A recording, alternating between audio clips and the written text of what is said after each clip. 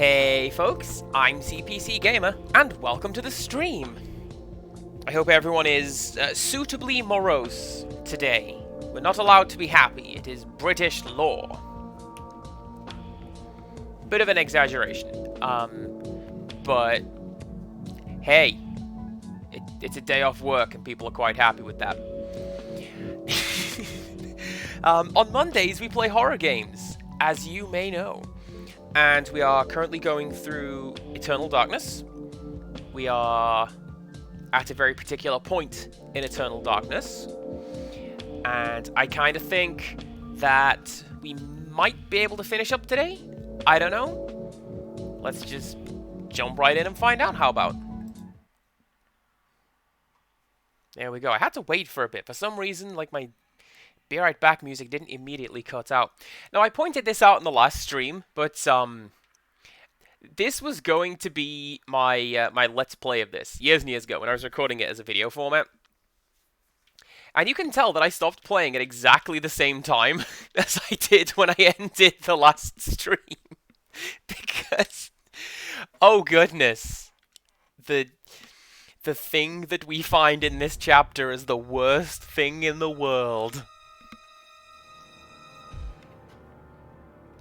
In theory. I will admit, I've done a bit of lab time since the last episode, so I've practiced against the worst thing in the world, and I think I've got a good angle on how to beat it. So, let's go. Hello, Alana Ray. Hello, Empirical Woodland. Find how mankind looked at war and the value of human life. Over 19,000 men lost their lives every day in the trenches of the Somme.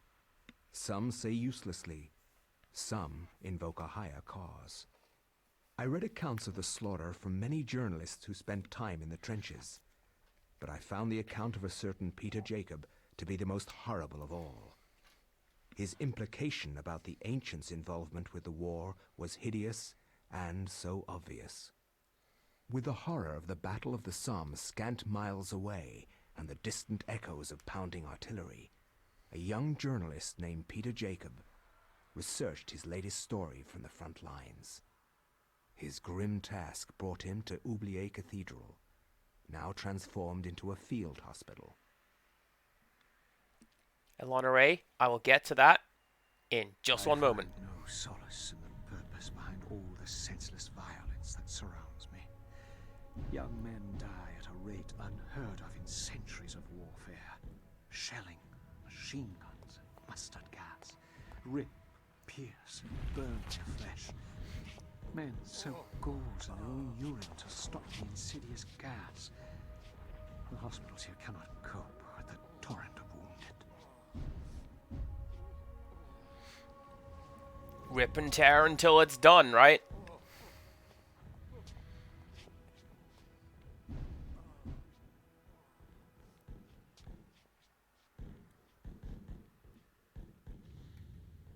Okay. I think... yes. Alright. Just gonna pause, just so we're not being surrounded by gunfire as I do this. Alana Ray, your compliment. I like that you have been putting out content for as long as you have, and that you don't chase trends, you just play whatever you want. Like, you've decided, I'm gonna play a city building game just because I want to and it's fun. So you do. And I like that. Let's just steal this soldier's letter, that's fine. First letter from Private Reginald Jackson to his love, Margaret. I was admitted to this hospital on Tuesday. The damage caused to my legs was slight, but there is no way that I could ever walk normally again. I hate this place. Every day I am reminded that I will never be able to do the things I love. The hospital is a very strange place, converted from an old cathedral. There is an odd atmosphere around it. Silent, but for the words of the wounded calling out in the night. There is no doubt it is haunted. What I find most odd in this place is that you never see anyone leave during the day. It's not right. No goodbyes or farewells. just an empty bed when you wake. I don't know how you have 30,000 really cool rocks in Empirical Woodland. It's a pretty impressive collection of really cool rocks. I like that. I'm still thinking of things to do with them in terms of, like, viewer rewards and incentives. Oh, Wales is lurking! Thank you for the lurk!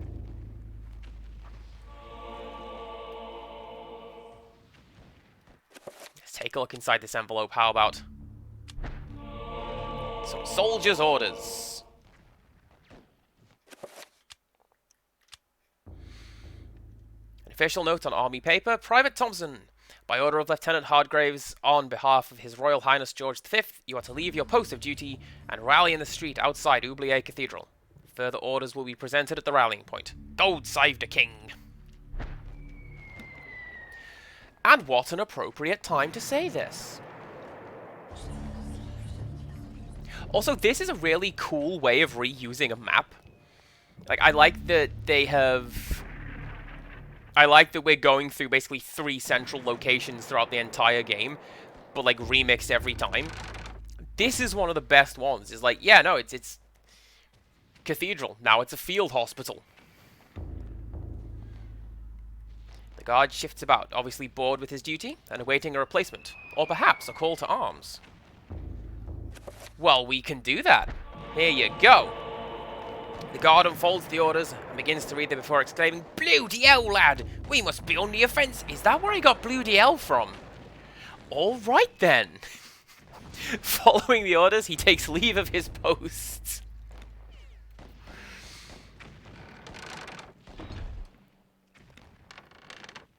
I know it's something we do as the English. I'm just gonna take this. This is mine now. This gun is mine now.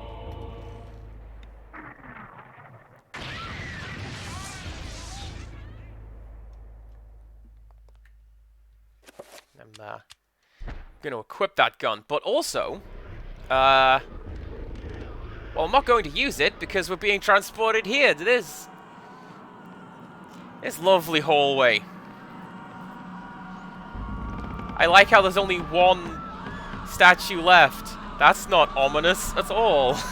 Let's just get the Tome of Eternal Darkness.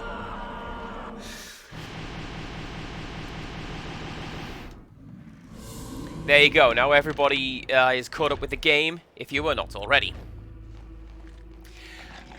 So yeah, now the place is populated with monsters. The shelling brought out the monsters. And this section, this is the bit that I was thinking about a lot earlier. When Beep Salt mentioned, you're probably thinking of this chapter. Because, yep. The monsters are just coming out of the woodwork to come get us.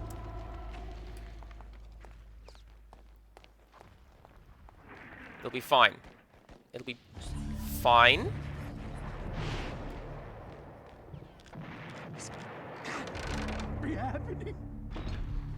Not entirely sure what happened through there. Oh, yes, I do. Was my character getting bigger? I think he was. Hard to tell. I've done a lot of this game, like, without the sanity effects.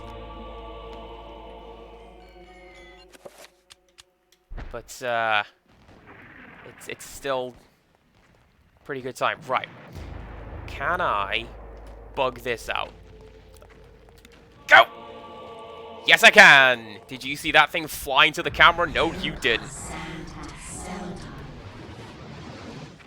Let's get a bit of sanity back and go fight these monsters.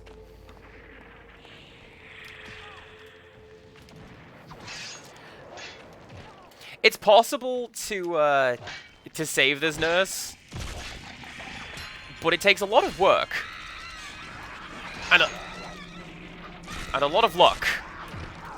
Because bone thieves are really good at dodging bullets. It's incredibly cheap. So, like, I've done it on... It is called...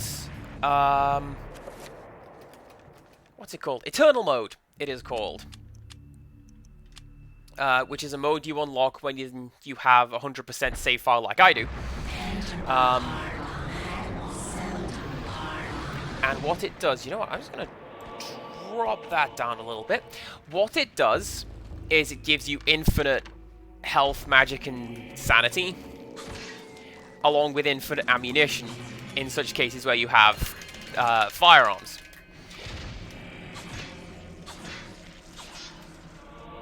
Ooh, nice. And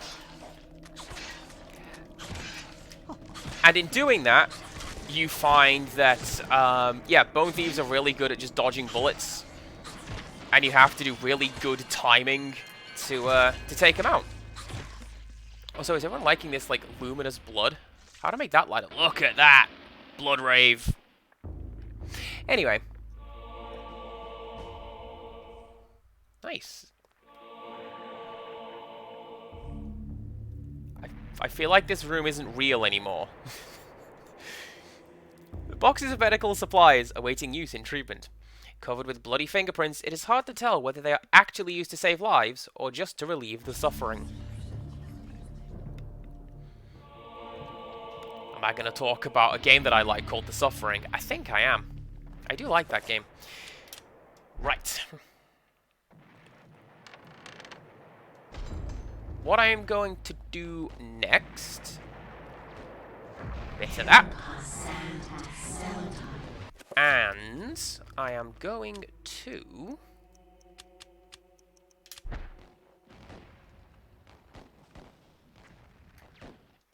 I'm going to wait for that to go away. There we go. I'm just going to throw on a cloak for a short while, because these monsters have not gone away. And they're all just sort of hanging out, waiting to fight me. So, do you know what? Since I'm here...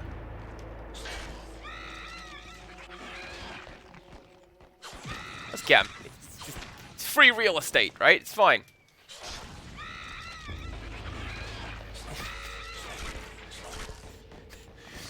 And this guy over here is like, man, why do all of these bone thieves keep losing their heads? What's up with that? Should I be concerned? I don't know.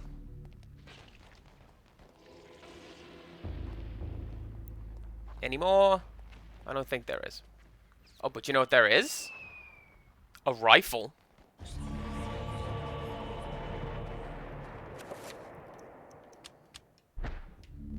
Here we go. Don't worry, incidentally, if the stream's a little dark, because the game's a lot dark, perhaps eternally, and I can't actually see what I'm doing most of the time. This is one of the reasons why they give you the torch. In fact, it's necessary for these two puzzles that we're about to do. The first puzzle is seeing these doors, which you can't do if you don't have the torch. Which one's this room? That's this room. Okay, so if you go over here. Hole in the wall. Perhaps large enough for a small dog to pass through. Where have we seen this puzzle before? Actually, let's read this. This is important. Old, rusty, but faithful for many years, a coal-burning boiler provides heat and steam to the cathedral complex. There is currently no pressure being diverted to the generator. Shall Peter turn the wheel? Yes! Now, let's summon a trapper. A green trapper, because we're buddies with Zelatoth in this world.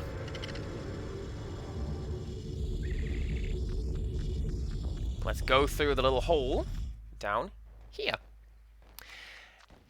So we can target this guy and teleport him away to the trap dimension. And in doing this, unblock the door so we can go through. And we can collect this guy. We found one of these. We found two of these before, in fact. One has 3 on it. One has 5. This one has 7. A 7-point circle of power. And this is used as basically a way of gatekeeping the rest of the game. If you don't have that, you're not getting through. I don't like that that thing is coming right for me. Hang on. Right, you can go. You can go. And you can go. Anyone else in this room? No, we're good. Alright, let's just reload and be on our way.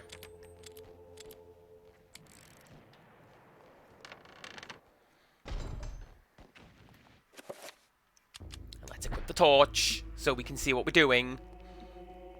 Ooh, ammo. Incidentally, this is how we solve the puzzle of not being able to see.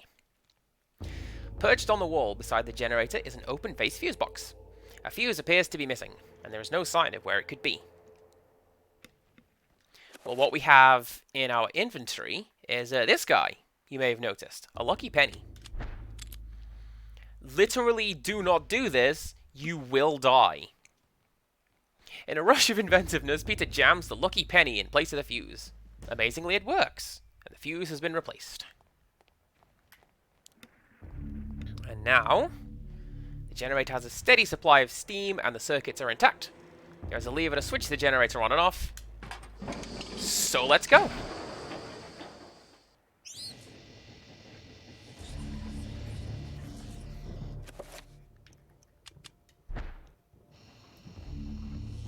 Let's heal up a little bit. Alana Ray, that would make this portion of the game so much easier. Just, yeah. We accidentally burnt the church down with our makeshift engineering. And now this just doesn't exist anymore. Incidentally, you can target these rats with firearms. And you can shoot them and kill them. And I believe you take a hit to your sanity for doing that.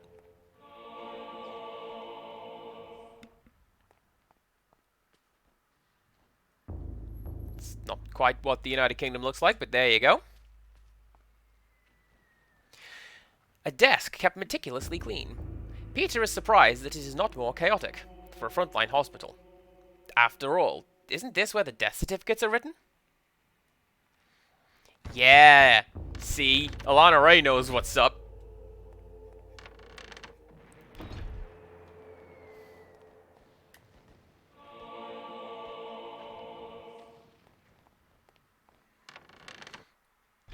Incidentally, I can't imagine I'm going to use most of this ammunition. The sword is the superior weapon. You're going to want to use that.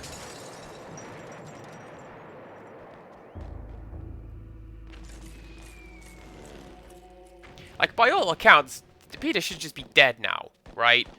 He's gone. A piece of very old paper sits on the pipe organ, callously misplaced and forgotten.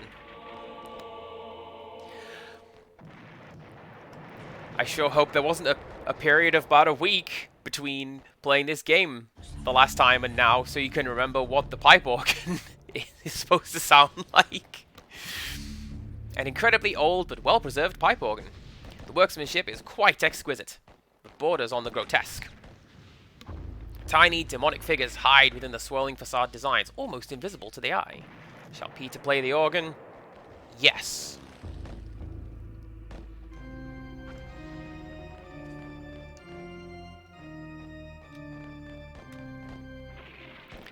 And that's how you do that. And as before, it opens up this spooky little thing over here. And we're ready to go. Empirical Woodland has redeemed a compliment. And your compliment is you're really good at gauging the sort of stuff that people will like in areas that they may not necessarily be familiar with. The tabernacle is almost empty. Empty of all the things that should be there, such as holy water or other ritualistic items. There is only a door handle lying on the lower shelf. And I specifically bring up areas where people may not have particular knowledge, because there is a mutual friend of ours, Empirical Woodland and I, who has wanted to get into wrestling lately. Oh, hi. Be very quiet. This is fine. This is fine. Yeah. And this friend of ours has wanted to get into wrestling, and he just wouldn't know where to start. So Empirical Woodland has been going, well, you might like this, that, and the other. Reveal invisible is Narrowcath and Red Gall.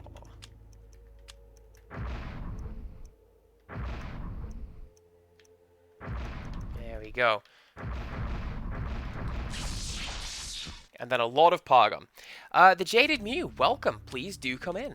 And you're quite right. The guy has no sanity. I took it to be... he's a war reporter.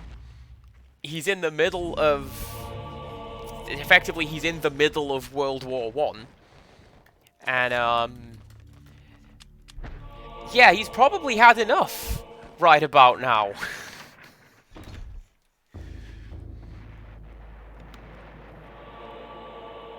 Do you know what, Alana Ray? I am right there with you, because... Ooh, ammunition. Yep. Going through the roster, it's like, well, this guy's dead. That guy's dead. That guy's horrible. That guy's still going, but I kind of wish he wasn't. Oh, jeez. I don't want to deal with that.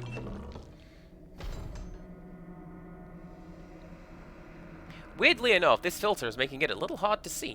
It's kind of like night vision mode. Check it out.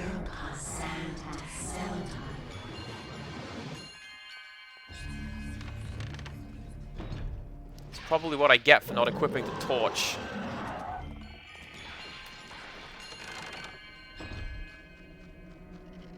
Oh, you hear that? You might hear that. There's creepers in this room.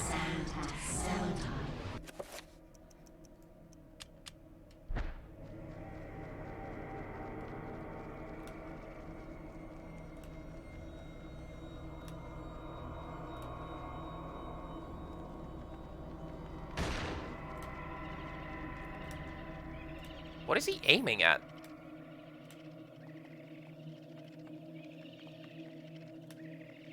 I mean, I guess there's a trapper over there? Oh, well, simply imagine it. Are there actually trappers in this room? And I'm just... Oh, no, no, I saw it, I saw it. There you go. I didn't know if I was just kind of... What's going on here? Going insane. That was a demo, and I'll tell you for why. Green. I need green. Green! Everything must be green. Because we can just head over here.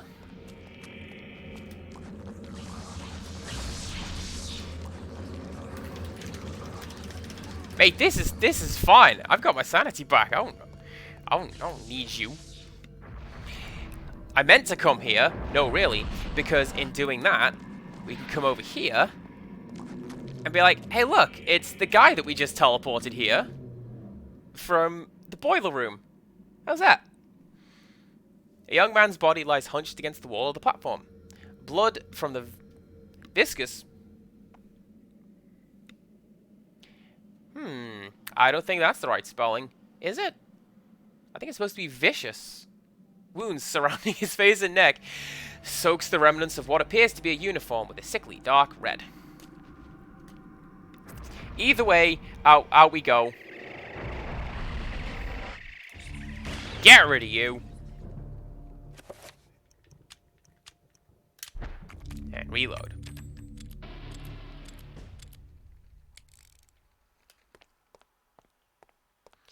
This is a very important item that you're going to want to get. This is a magical elixir. You'll notice We have just so much magic in our magic bar. And we have a bottle that will restore it. Golly gee, I wonder why. The people who've played this game are going into cold sweats right about now. I know I was.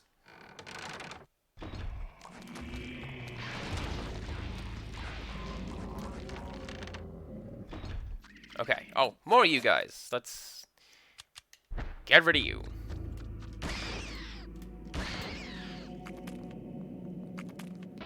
It is pretty funny to me how, like, the forces of darkness have become progressively less able to deal with what I'm doing because now I've got firearms.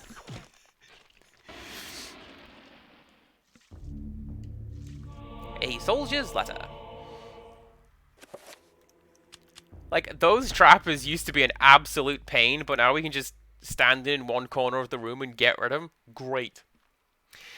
This shelf appears to be recessed into the wall, not quite as flush as the others in the room. Almost as if it could slide inwards. This, I feel, is kind of like representative of playing the game and having the Tome of Eternal Darkness. Because, like, equip that. Because Peter's got all of this knowledge that he shouldn't have. That's a rat. Don't kill that. That'd be bad. Don't do that. He's got all this knowledge that he shouldn't have because he's got the book, right? And we know, like, the viewers and the players know that that bookcase slides inwards because we've done it twice already. He'd have no way of knowing that.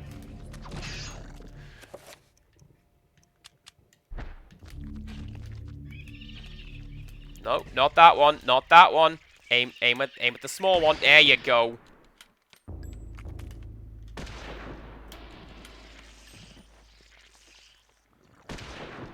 There you go.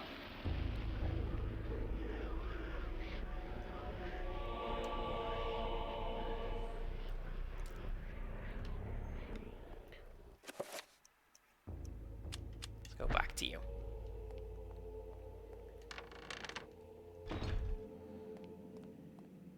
I also like the idea that potentially every playthrough of this is canon, because it toys around with the notion of multiple timelines and interlinking timelines, and I like that kind of thing. I am big fan. Are you? That's candles. I thought that was an item. Big fan of, like, multiple timelines and interlinking timelines, if done well.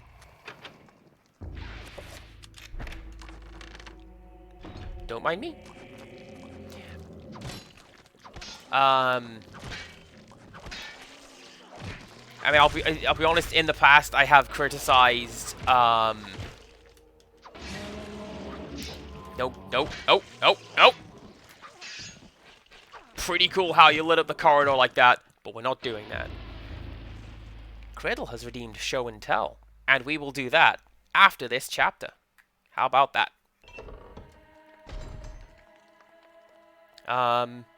In the past, I mentioned not being much of a fan of the game Chrono Cross, because that does a multiple timeline thing. Nice. But it doesn't do a great job of linking the two of them, I don't feel. A soldier's cold and stiff body lies sprawled on the steps. Peter attempts to flip the corpse over to discover his identity, but all that is left of the man's face is a ruined mass of eaten flesh.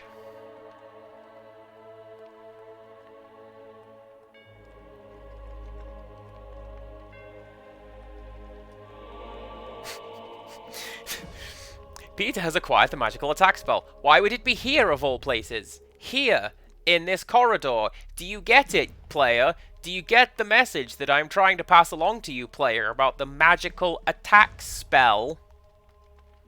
Do you?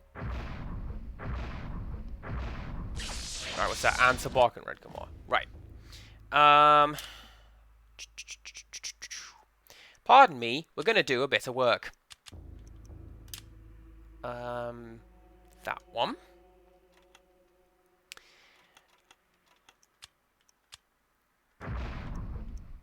And then one of those.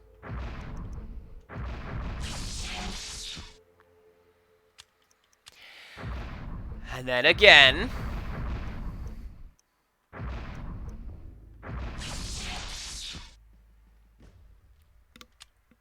And then we're going to assign our newly created spells to some buttons. So, oh, Empirical Woodland is lurking. Shh.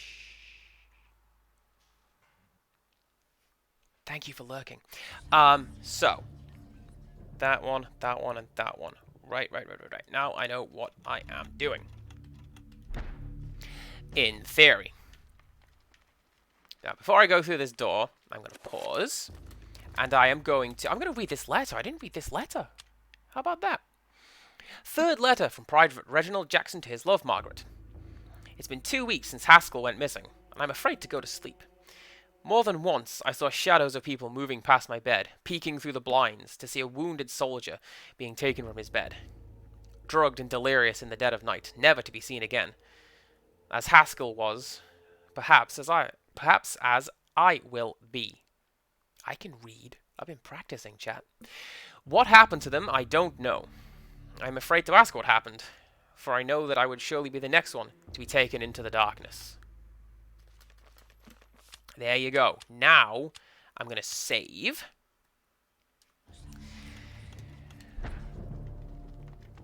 Okay. I might actually have to save here, because I thought that was the door to the thing. Now I'm going to save. Don't mind me. This is what we call save scumming, I believe. Not really. The corridor is ended by an elaborate door, decorated in a manner much different than the others within the cathedral. Peter senses an unbearable evil beyond that door. When he reaches it to open it, fear creeps into his gut and begins to eat at his soul. Should Peter open the door? No, is a stupid idea, but we're gonna.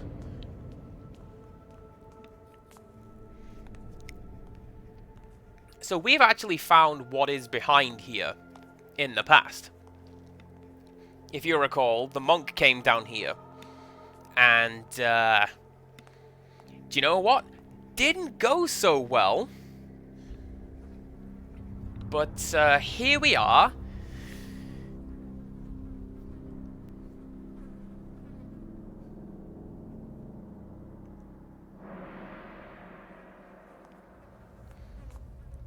Yeah, see, Alana Ray's got the right idea. Why would a stupid idea stop me? It hasn't stopped me from doing a great deal of things thus far.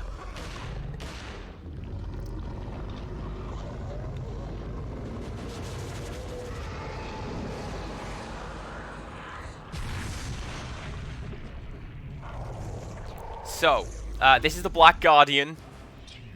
It is the most difficult boss in the game. Genuinely, I call this my run ender, because I am so bad at doing this. However, bit of lab time, I can tell you why I was having such a problem with it. Getting hit by these things is not helping.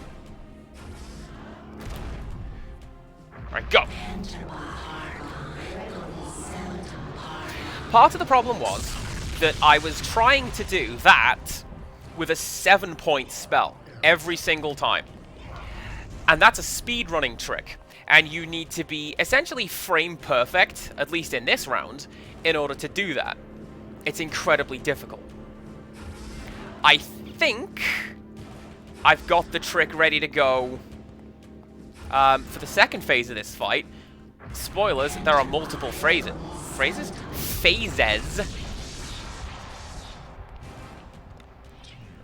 But generally speaking, you have a much better time if you do 3 or even a 5-point spell to reduce its health. And in this case, the way to do it is you try to dodge these attacks as best you can, and then when it's recharging its magic, when it gets the blue field around it, like that, it's recharging its magic, it is weak to your magic, and you can hit it. with the magical attack spell, which we literally just now learned, and that's why it told us to do it. That's why it was there, right there, specifically there on the wall, to be used by us right now.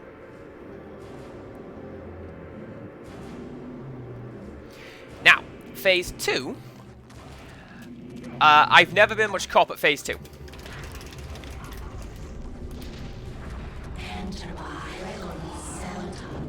That's fine! And see, this is why. The magical attack will always go for the enemies before the Guardian.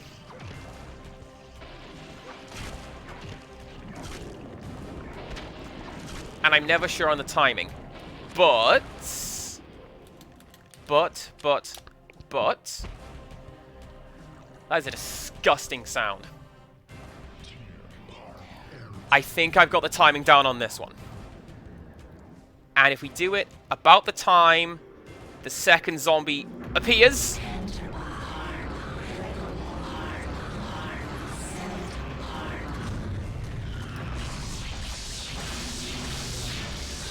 Got him!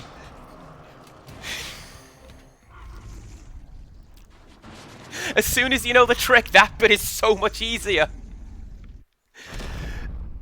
But it's still really hard. Now, here's your difficult part. Just run. Literally just run. He will try and stomp on you. It's kind of deadly if you allow it to do that.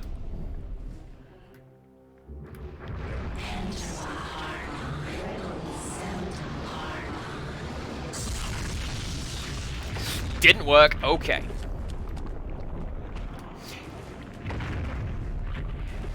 So yeah, for this one, you're going to want to stick to the 3-point attack spell and hope that it just sort of shuffles around and gives you enough let to be able to do the spell. That was dumb. Are you good? Are you good?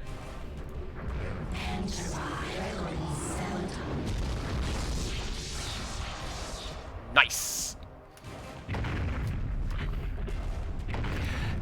So yeah, Alana Ray, that bit takes a lot of time for most people because it's never clear or even explained how to get this thing to reveal its vulnerable state in Phase 2. General consensus is that as long as all 3 zombies are looking at you, that will drain its magical powers. I don't know. All I know is mash go as soon as the third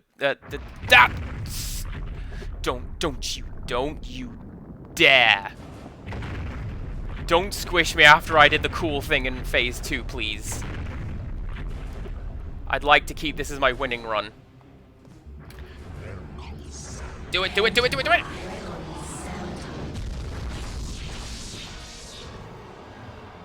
First time. Check that out. What was I so afraid of? I would argue that the boss was more afraid of me than I was of him, but that would be lying. Did you see the size of that thing? That was friggin' huge. But I got it. And I did it. And now I win. With the Guardian of Ulioth vanquished, and the stained glass that kept it hidden lying in pieces, the essence of Xel'lotath is now liberated. Its magic beckons to Peter, calling to him. He approaches cautiously. Should Peter retrieve the essence of Xel'lotath? Once again, no. But actually, yes. Because that's what progresses the plot. Peter reaches out for the artifact, but pulls away as he feels its corrosive magic close on his hand. Wrapping his hands in a shred of clothing, he carefully lifts the artifact from its resting place.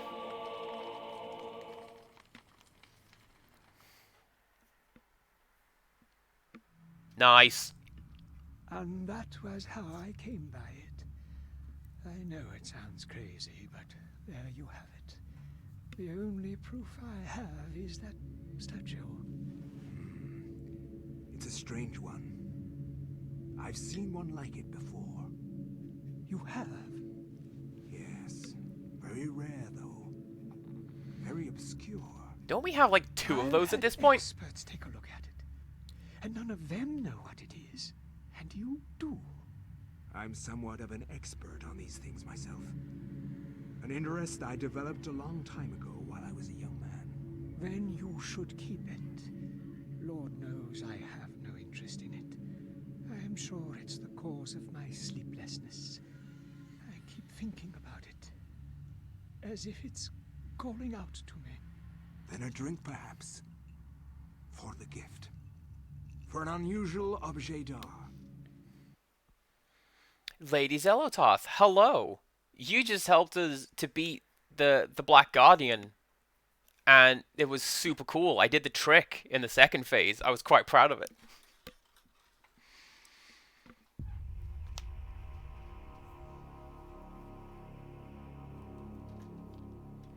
Having stopped reading, Alex discovers a small penny taped to the back of Peter's chapter page.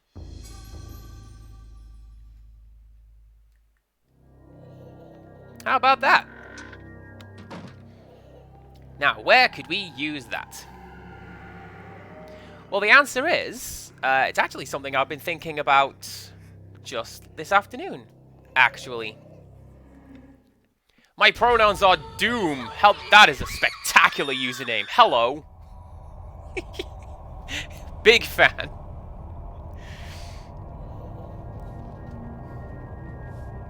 Hi. I can't get the blood out.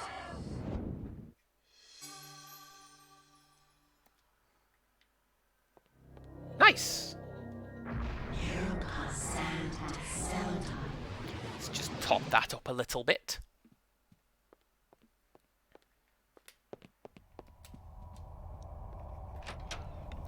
Hey man, people have feelings about pronouns, and I feel like that's one of the most impersonal things. Like, a person likes to be referred to in a particular way, that's their business.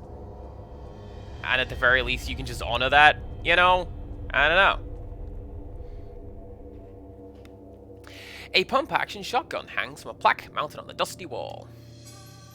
And it did a little spin when we picked it up. Check that out. Okay.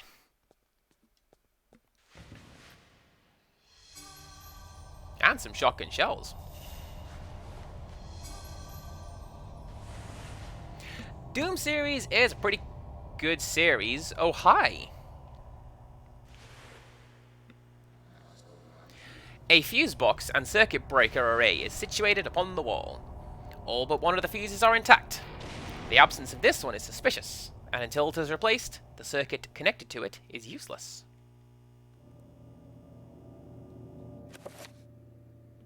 I was gonna say, I'm getting some light coil hiss right there. Is that from me? No, that's from the circuit breaker. That's fine. And now we have access to a bathroom. I'm also being waited impatiently upon by somebody in chat because, Lord knows, I am forgetful enough that I actually completely forgot you redeemed something for the showing and telling. So, bear with me just a moment. Let's go and do that. Do you know what I'm going to do? I'm going to save. Because I beat the boss the first time, and I'm a cool guy. I did it. I won. Right. No. Where is show and tell? It's over here. Let's go. Do you know what? You can tell what the last thing I was editing was because I see all the grid line markers for today's picture, which is this. Silent Hill fans rejoice. It's bread. Specifically, this is bread that I baked today. Because I have a day off today, and I haven't baked for a while, so I thought I'd do that. And I made fruit juice bread. Because because I continue my theme of just taking words and mashing them together and then baking those things.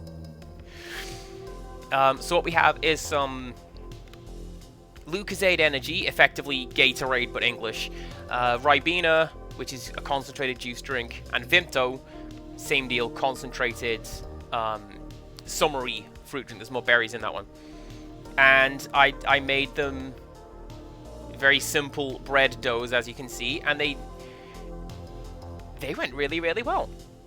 And they taste great as well. I don't think it's something I'll be making again in a hurry, but no, this was a good idea, I think. And I had fun. Somebody in chat mentions ginger beer bread would be fantastic. That does sound like a good plan. I think I'm going to put that on the list. Consider that on the list. Yes. So that is today's show and tell. I hope it was worth the wait. I know it's a bit of a cheat anyway, because my wife has already seen these pictures, because I showed it off as soon as I had made it. But there it is. It's bread. And now I'm going to go back to the game. Hello. Back in the game.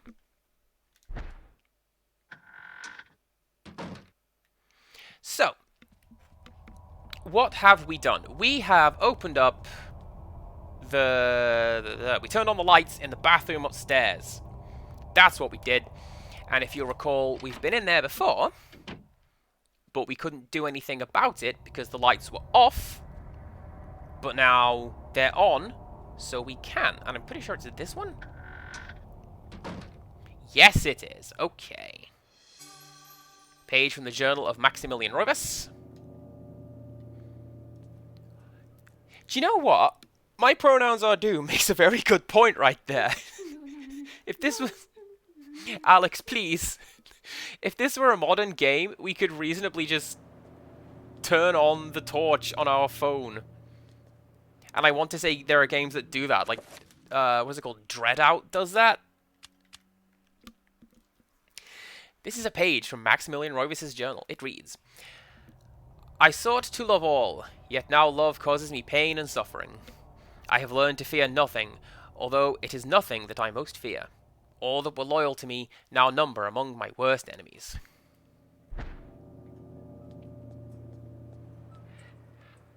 Is that all we're doing? No, it's not. Alright. An antique medicine cabinet hangs on the wall. Its wood stained from years of use, and the ambient humidity of the room.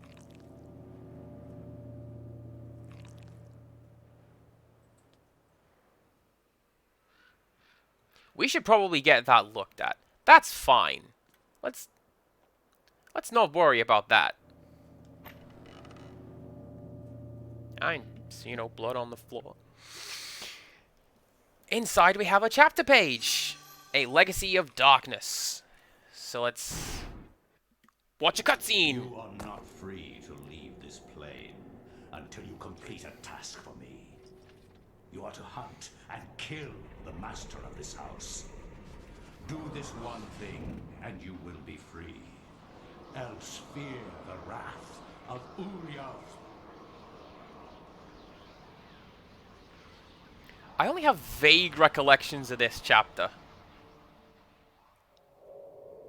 Like, I see... Everything is complete for your arrival, Master. Now we must wait for the planets to align, and that is not too many years from now. Another Roivas has crossed our path. This time, we will not be so merciful. Mercy has no place in this world.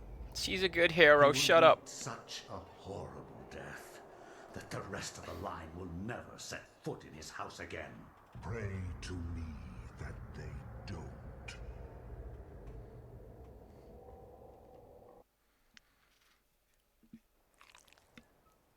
So yeah, I seem to recall this next chapter being kind of... Most of the chapters in this game are kind of fun. But I don't really remember what this one is. So, let's find out. Also, Doom, very good plan. Jamaican ginger cake with hot custard. I also want that. That would be a good plan. I would say I'd get one after this, but everything is closed today.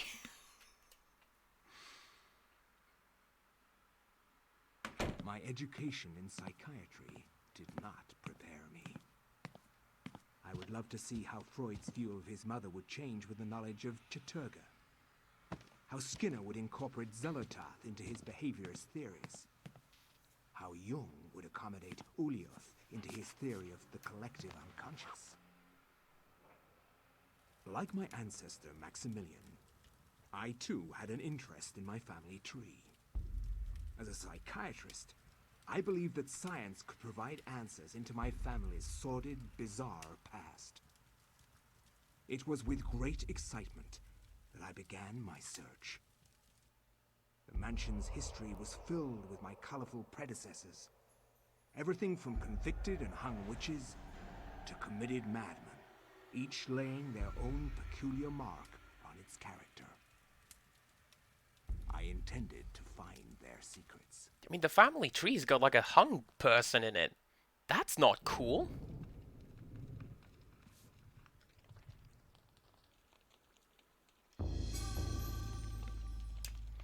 The Jaded Mew has redeemed a compliment. Your compliment is...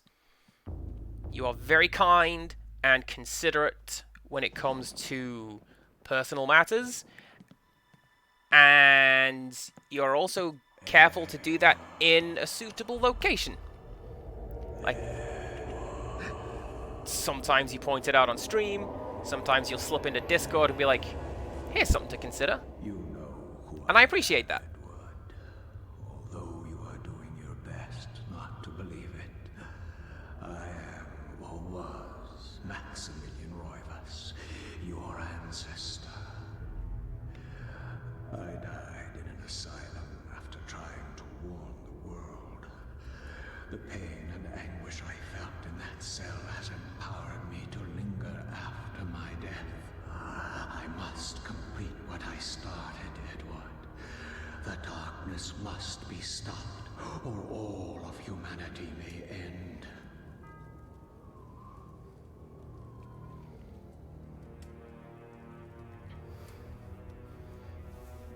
Sets the clock to the 33rd minute of the 3rd hour. Also, there is a spell behind you.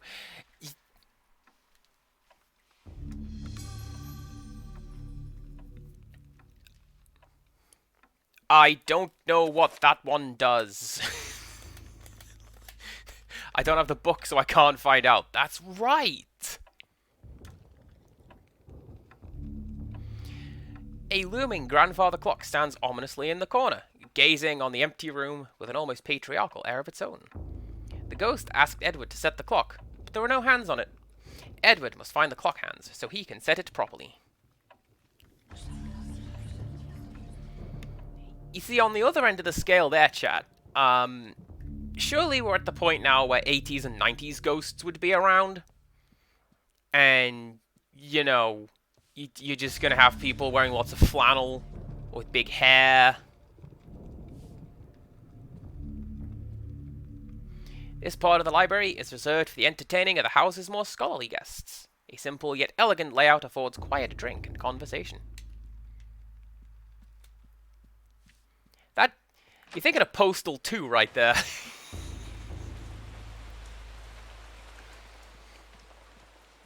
Can I steal your clock hands?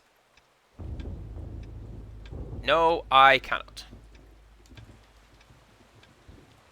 But that's probably the clue that Alex had to read about how to set the clock in the first video stream that we did. I remember.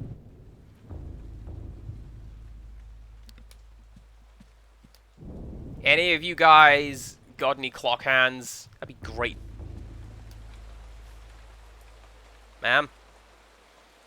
As Edward nears, the servant stops mumbling to herself and asks him if he thinks the weather will clear up before the solstice. Edward finds the reference to the solstice rather odd and ponders its significance.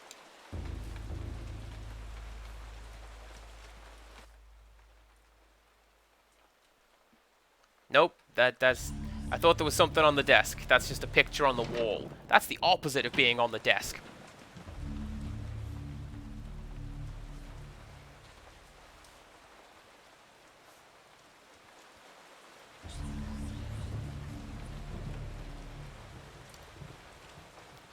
Do people just not eat in this house? Is that why we're not using the kitchen? You, why are you lurking in the dark? What are you? Got my eye on you.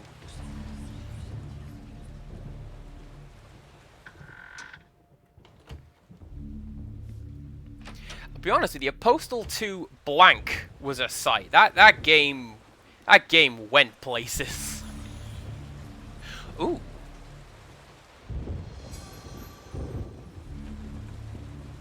I will take that. And that's the guy that we've seen before.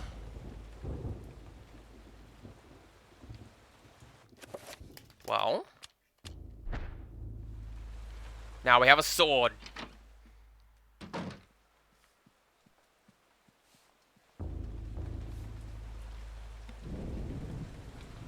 Hopefully everything will go well. It's not going to be like... You know, like in Max's chapter, where you could just open up on the staff if you wanted. And I didn't. But if you know which ones are possessed, you can do that right at the start of the chapter. It makes it a lot easier. But again, this goes back to what I was saying earlier about, like, you have to have the pre-knowledge of what's going on. Ooh.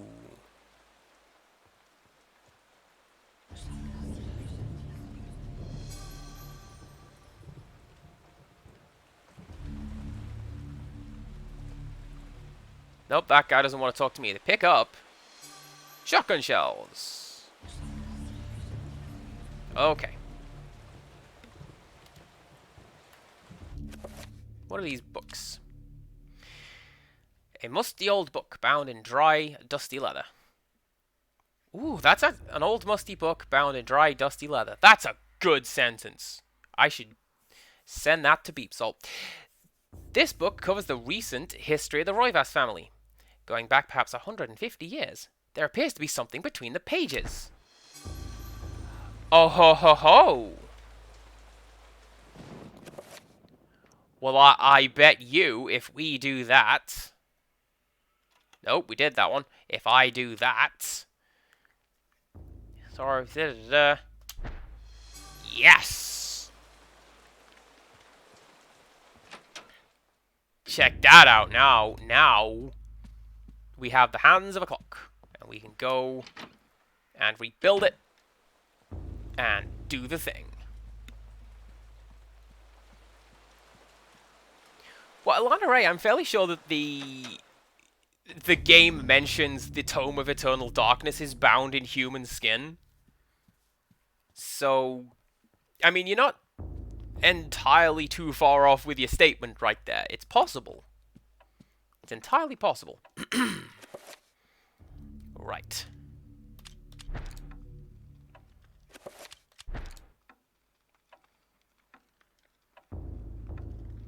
Yes, yes, come on. Here we go.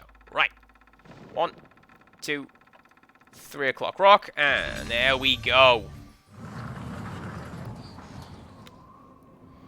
Why did I have to open up the door for a ghost?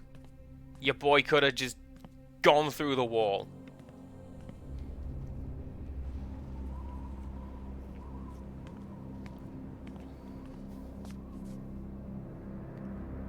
Take them and use them.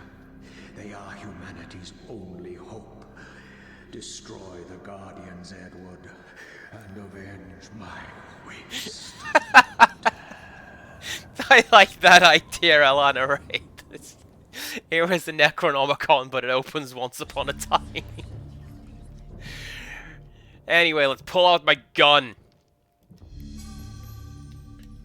If anybody's seen Madoka Magica, the best superpower is this gun I found.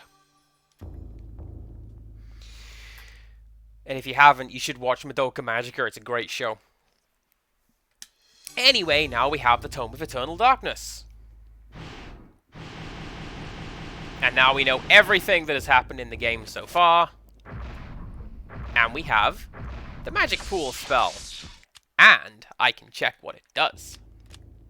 Nope. This magic transfers the innate magical energy of the environment to the self. The limitless power of the ancients will be at your disposal for the duration of the magic. One.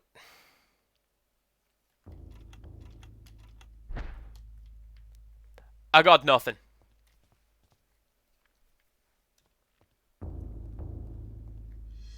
Except for shotgun shells.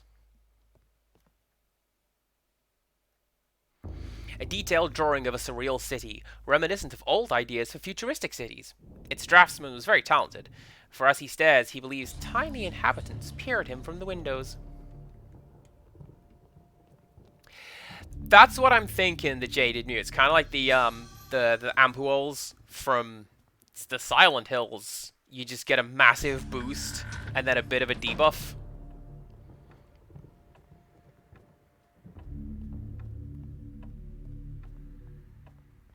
Oh, there you go. Constantly regens your bars depending on color. Thank you very much.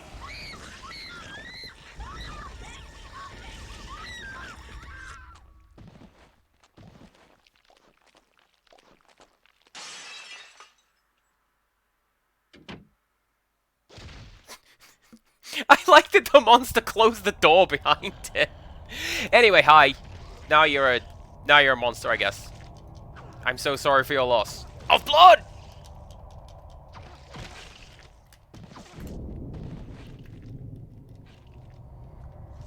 Can I do the thing?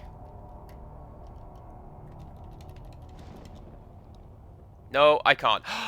That is the ghost who can't get the blood out. And it was her own blood. I literally never drew that connection. That's amazing. Thank you for that. Like, I'm a big fan of learning lore. I saw that. Right.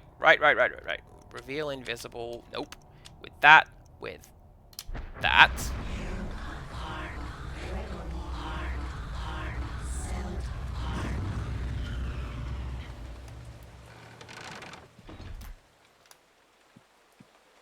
See, I've also played this game a lot, but that one, I never drew that connection. That's cool. Hey, hey! You stop that. Chasing monsters around my house, it's like dealing with Tiny Child all over again. Please note, I do not go after Tiny Child with a friggin' saber.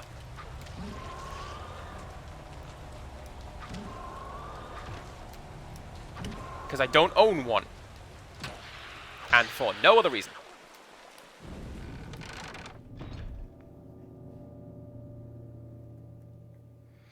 Can we give the vampire a name?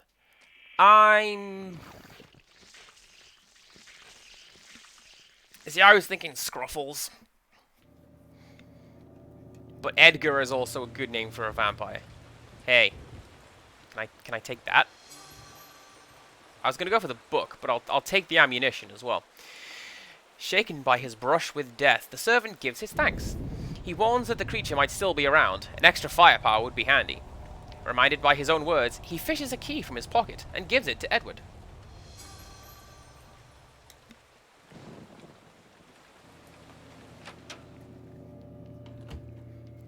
Tying a few of these loose ends together.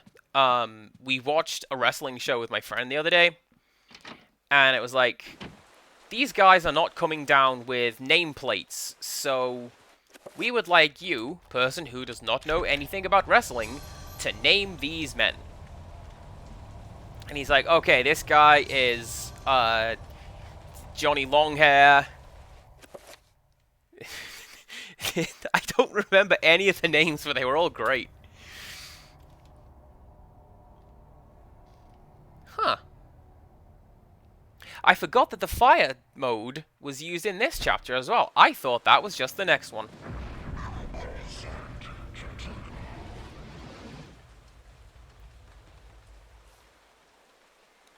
Now, I want to say I have to stay in this room. Something is coming back to me to say that I have to stay in this room. And then Edgar Scruffles will be up here momentarily, and then we can fight him off. Maybe let's just top up our Reveal Invisible spell.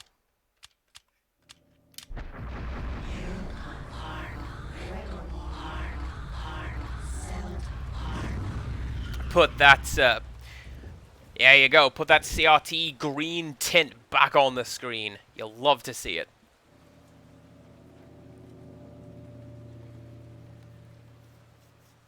You mentioned that the original hardware generally gives this a green tint, and I agree, to an extent. Like, because Alex's spirit in the latest Smash Brothers game kind of has a green tint to it. And I remember looking at that going, ah, I get that.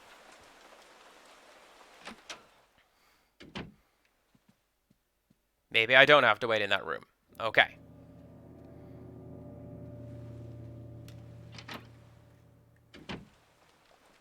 Oh. Do you hear that slurping sound? I hear that slurping sound.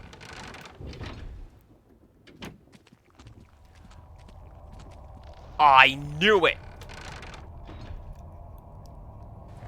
Isn't it weird how that just sort of sticks around in your head? Like, I haven't played this game for a good long while, but I remembered, hey, stick around in the war room. There's probably something cool in here.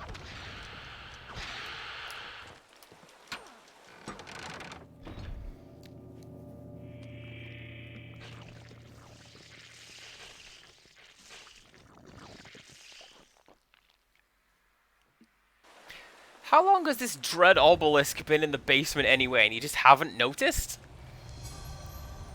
Nice.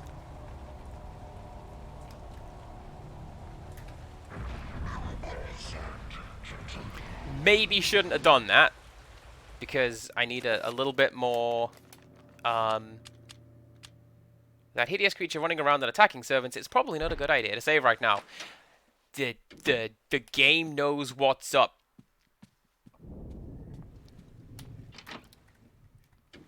Well, following advice from chat, I'm just gonna hang around down here and wait for the monster to show up again. And hopefully we don't get interrupted while I do this. Because I don't have the magical elixir anymore. That's still in the cathedral.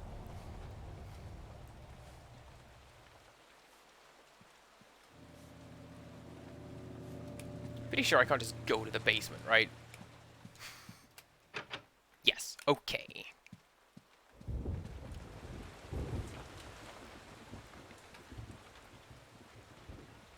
Let's just pace around, get some health back. See, this is an unfortunate one, because I've got no notes for this chapter. The next one, I got a couple things written down, like, hey, here's something cool you can do. But this one? Nah, man. It's like, here's this guy.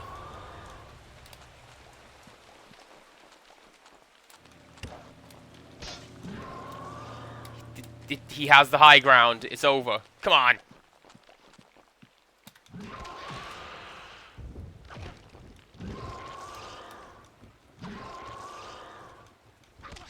I was gonna say I'm glad that he's draining my magic, but he is also taking some health with him. So let's heal that.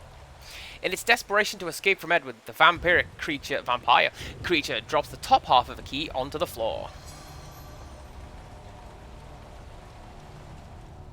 I like how it slowly approached from the balcony up there. That was pretty great.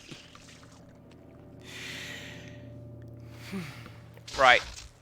Oh, I can't heal right now. Everything is terrible.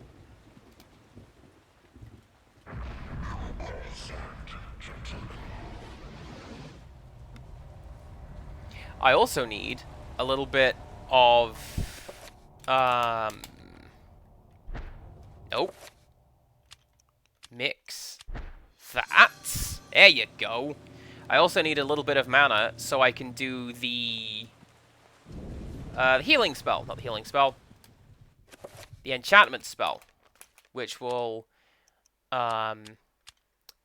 fix that guy.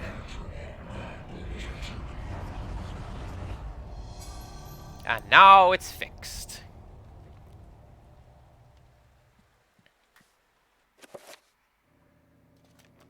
Can I save now?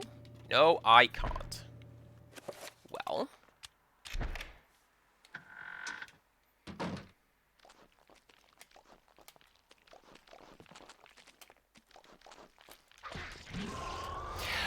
I was going to say we should probably, what was I going to say? We should probably enchant our weapon. There you go.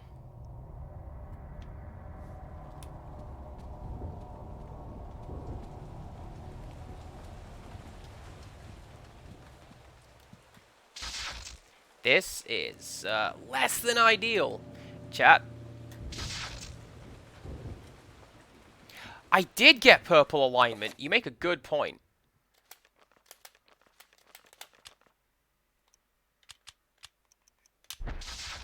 Oh wait, no, that costs even more, doesn't it?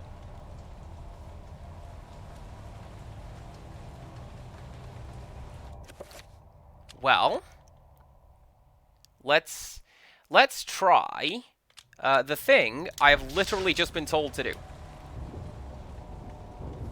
I mean, we got the spell. We should probably use it.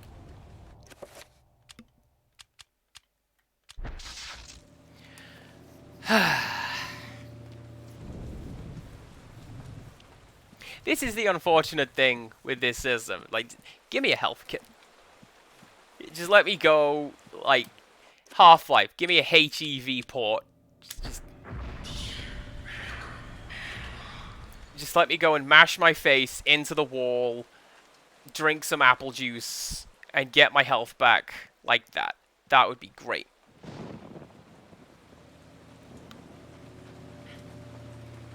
You make a good point, though. My goodness. Look how quickly my magic is going up. Thank you very much for that suggestion right there. Look at that. Right. Here's what I said I was going to do. Enchant item. One of those. One of those.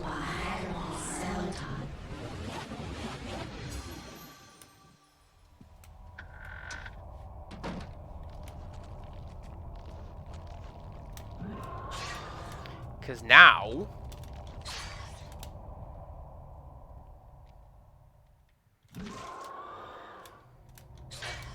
And here I thought I was just able to attack that thing.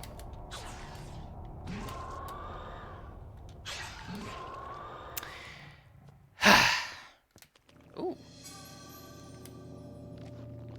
I'll take ammo.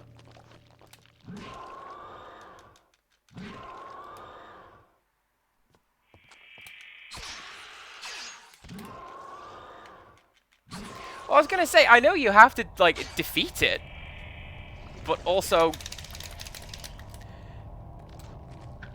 I know you have to defeat it. But, I thought it was just a case, like, run up to it and just do it.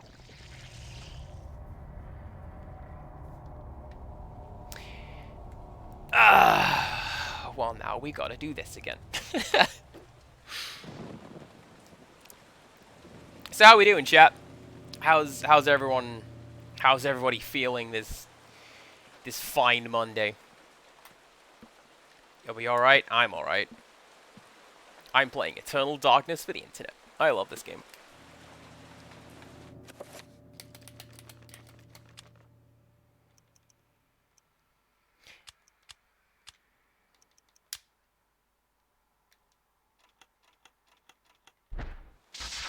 I'm going to try a little bit of that.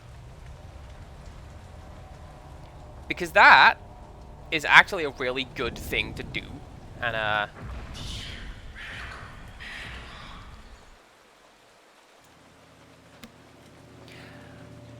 that's something I never tried before, and I should have tried before. And, look at it working out for me. How about that? And all it took was somebody telling me how to do it.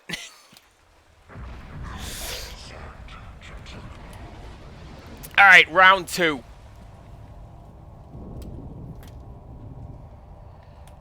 Let's also chat. Get a bit more of that health back. Mana back, excuse me. because this was my downfall the first time. And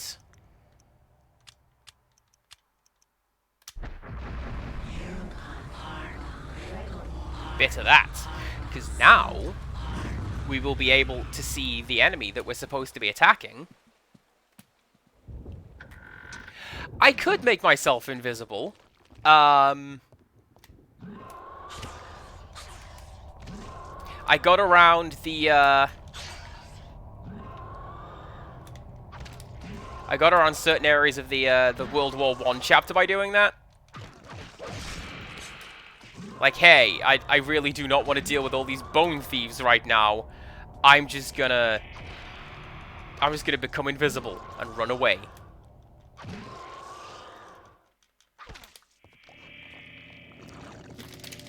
Clearly, I am doing something wrong. And I'm going to say, not using gun. So let's try that again.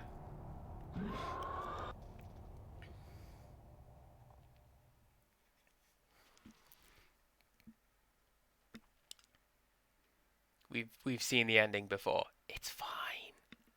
Don't worry about it.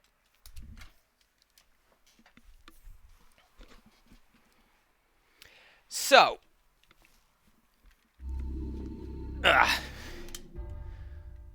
load game. Oh my god, I also have a shield.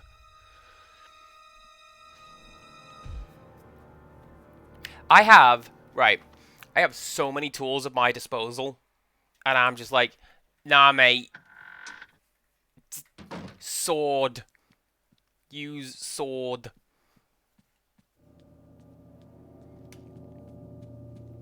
Anyway, we've reloaded. We're not going to do show and tell again. It was bread. It was wonderful bread.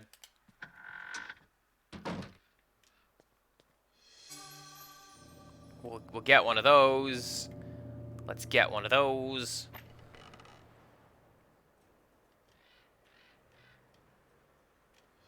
And there we go. You are not free to leave this plane until... There we go. We can just skip through that.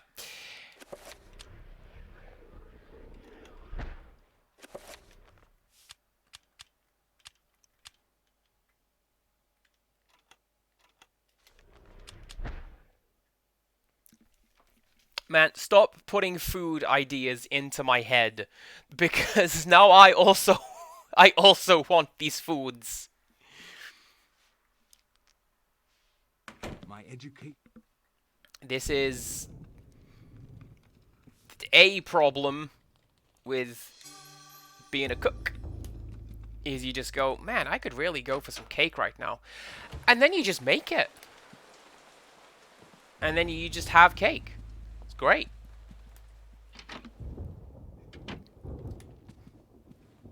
I did that with melon bread. I thought, do you know what? I'm not going back to Japan anytime soon, so I'm not going to be able to like get any. So I'd better learn to make it myself, and I did, and it's delicious.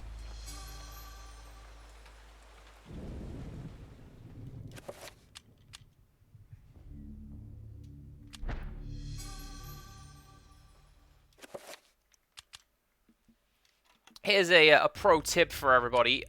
Do not use clock hands as bookmarks. They're not very good. Use bookmarks, ideally. Or ketchup.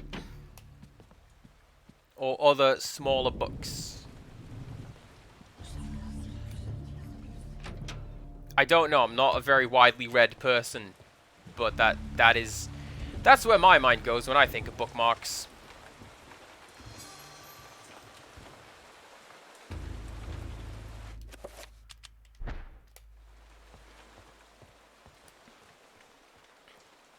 Where's my door?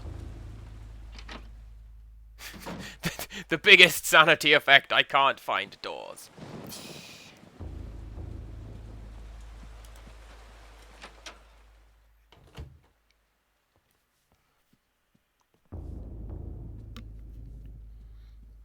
So I've not played much of The Sims. I played My Sims on the Wii for a bit, and then my sister picked it up, and she learned to school that game so hard. She worked out its systems. And, oh,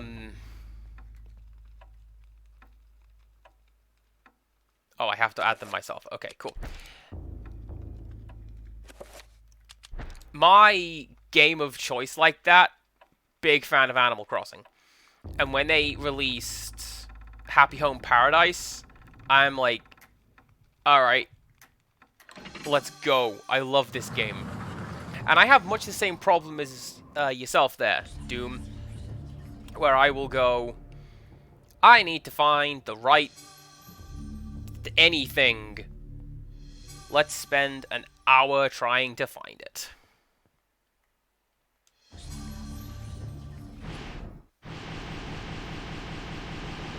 It's going to be a fun stream when I come to do my Subtober rewards. I keep doing it's September, like the month.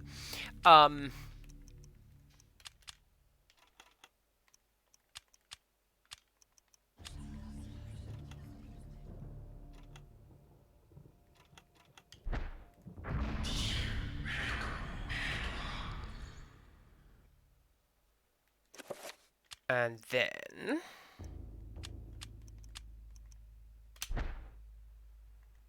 it's not gonna let me do that.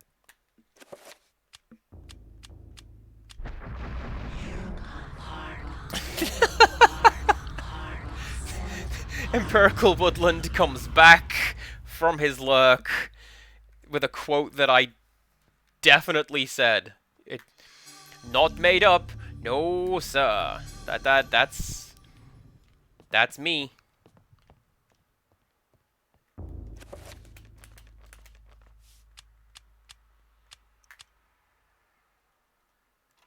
There you go, look at that. Now, we're all ready to go. And we can just begin this chapter if I need to do so again. Kinda hoping I don't. But you never do know. Apparently I couldn't work out how to do attack the thing that was in front of me, but hey, you know.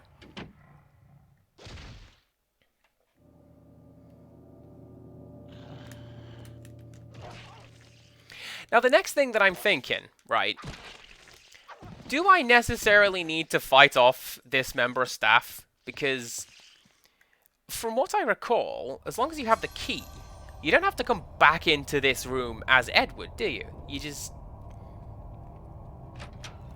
just head outside and fight Edgar over here.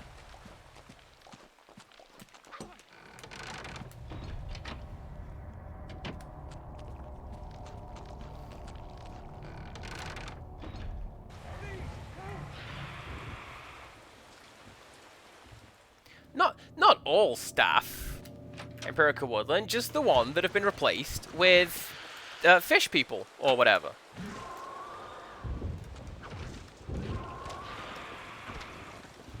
It's fine. It's literally fine.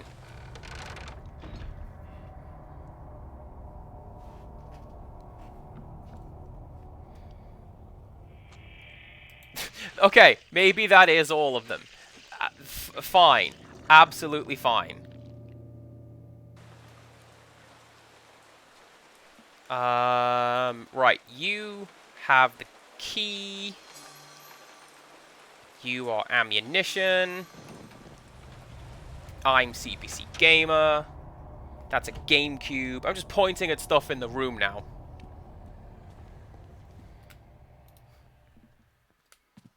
And gun room. There we go.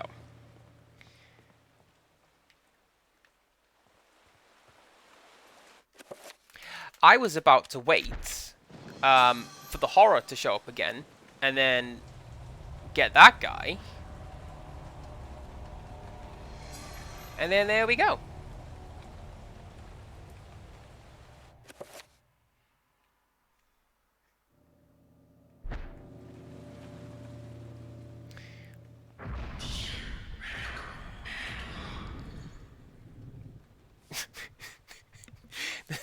The butler's there like, ah, these magical runes on the floor. He's gonna sweep those up. Master of the house coming around, leaving his nonsense all over the place.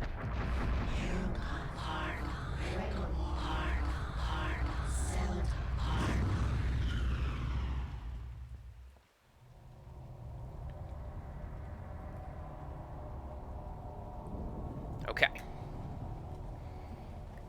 Waiting on Edgar. He's definitely on the way, because it follows a little scripted path.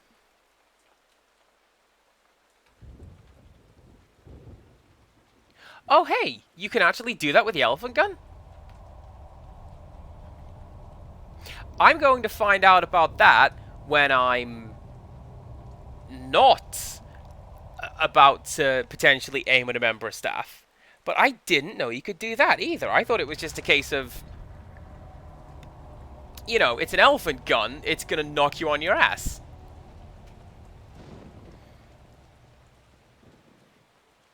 Man, Doom is teaching me things today. Very educational game, that Doom.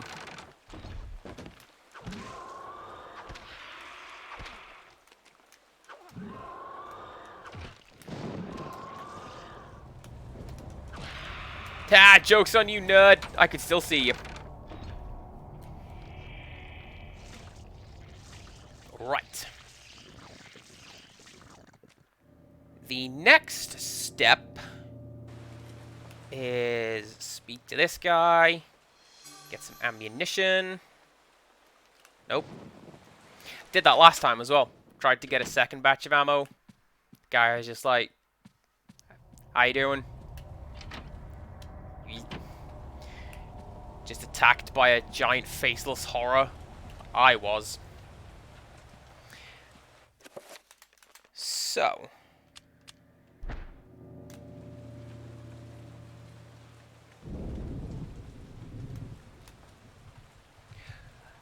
I think I see it. So, like, when he stops wavering like that, he's gonna be good to go. How about that? I didn't know.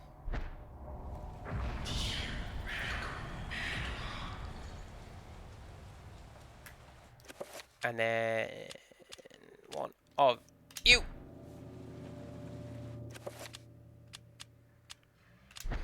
See, my line of thinking is, I'm doing alright without the shield for now. When I have to go into the basement again, yes, that's going to be shield time. I'm gonna stick to the saber, but enchanted. And yeah. Is he looking at that rune? Pretty clever idea if he is.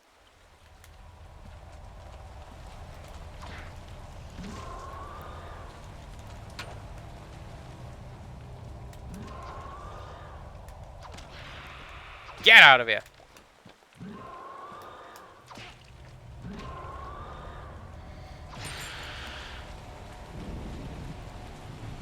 I also really, really like the idea that a monster is just carrying around a basement key. Or part of a basement key, I should say. Because, I don't know.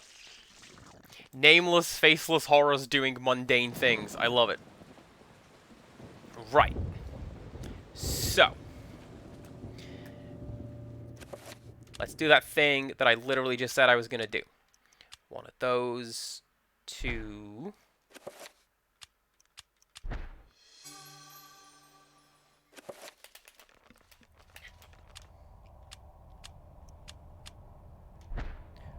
Gorilla glue that back together. I remember. I'm skipping steps in my stories.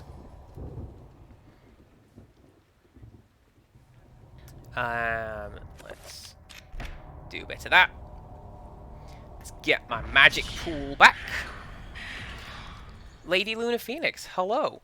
In this instance, I feel safe in assuming that it's a monster because it's Oh, that is an adorable penguin with flowers emote. I love it. Kind of like penguins, you may have noticed. Big fan of penguins in this chat.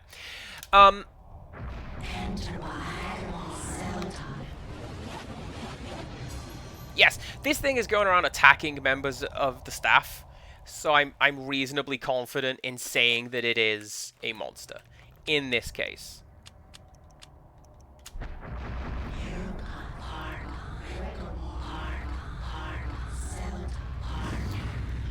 And then... yeah, penguins are cool. It's like, it's almost like they named a Mega Man boss after one of them. Shield, shield, shield, shield.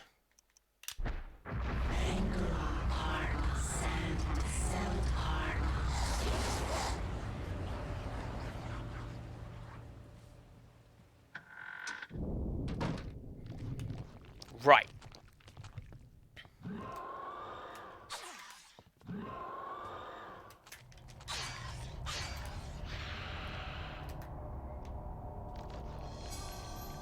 What's that? I want that. There you go. Give me a double shotgun. Aha! See, I knew you had to destroy that thing, but in my head, it was like... you've got to do some cool attack to make it work. But no, Doom's just like... you just attack it. You're thinking, right? You just fight it. This is fine. Yeah, get gone. I win. I did it. That was a hideous sound. Please do not make that noise again. And now we can summon a horror. Amazing.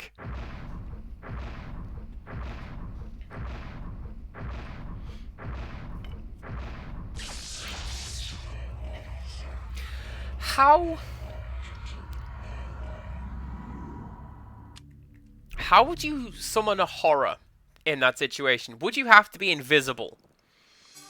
Because I feel like as soon as it sees you enter the room, it's on you. And you're not going to be able to stand... oh, just do it upstairs. Okay.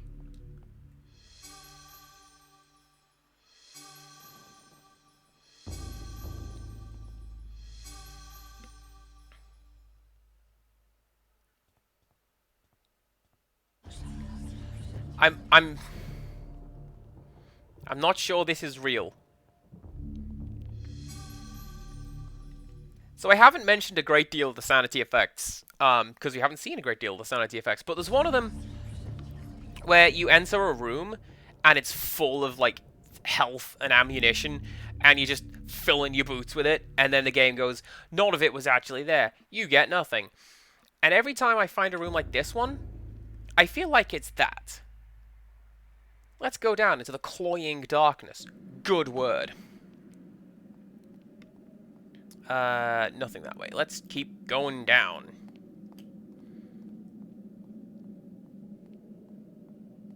We found this nice JPEG outside. Max found it, and here we are. Maximilian had not lied. This city is miraculous. It glows in the darkness like an incredible jewel. But the thought of what lies inside, the guardians of Ulioth, makes Edward shiver with fear. 9 great towers dwarf the surrounding city. Perhaps the towers serve as a focus, channeling great tides of energy into the city itself.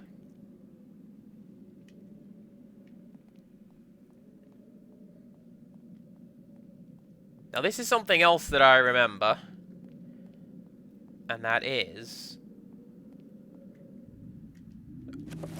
that there's something pretty nasty coming up. Like, literally in the next room coming up. So, we do one of those. And...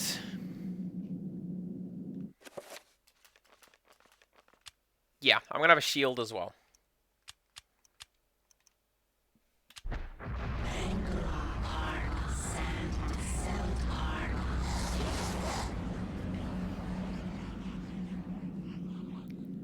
And finally,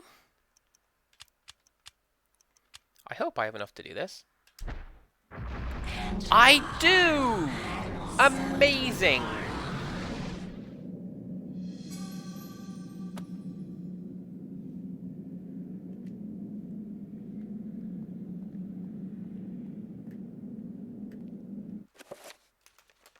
I do apologize for saving as often as I am doing. I just should probably save after I do all my setup, you know? But here we are.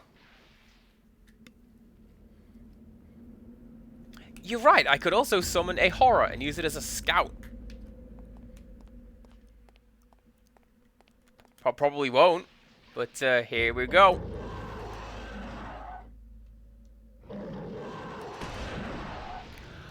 Look at that! You were quite right. If you aim for a second, then your aim doesn't... Well, your aim wavers a little bit with the elephant gun, but it doesn't knock you on your ass.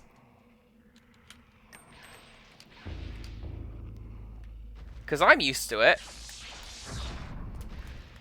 Going like that! And then you take a bit of damage.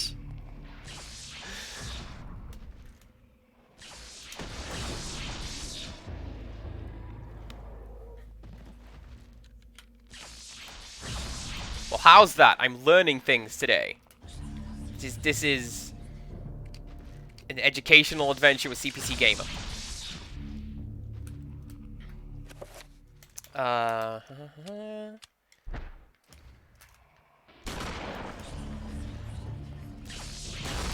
I was hoping I would be able to, at the very least, get some sanity back off that thing.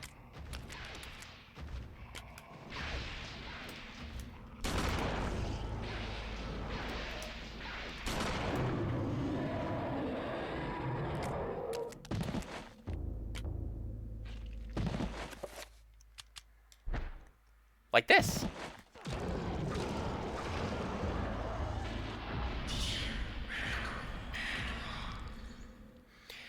I might be thinking of a different room. I'm fairly sure there was something even worse in this room. I might be thinking of the end of Max's chapter. I might be thinking of later in this chapter. I might be thinking of this room.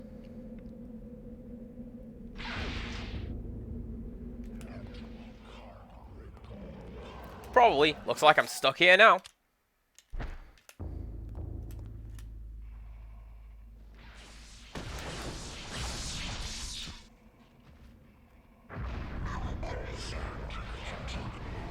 This is fine.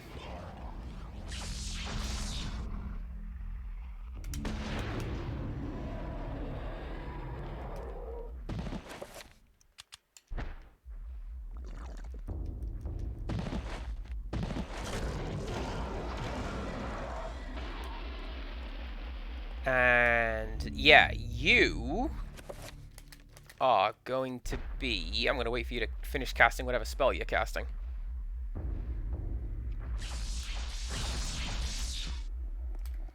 Because you are going to be Dispel Magic with a 5-point in the dominant alignment.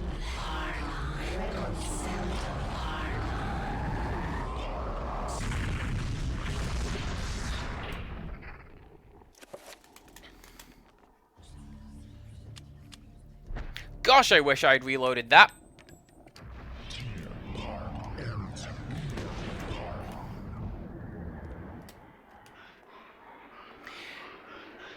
I feel like it's kind of cheap that this guy can take damage and still finish his magical spells, but I can't.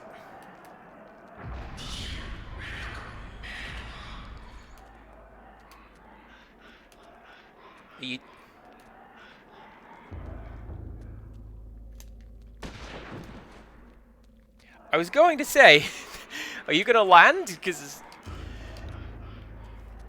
I'm fairly sure I need to defeat you before I can continue. Oh, you are summoning things. Look at that.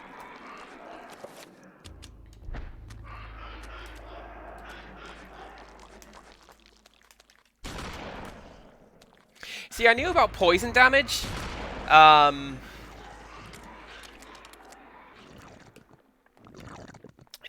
Does that work as it's floating around the room? Let's find out!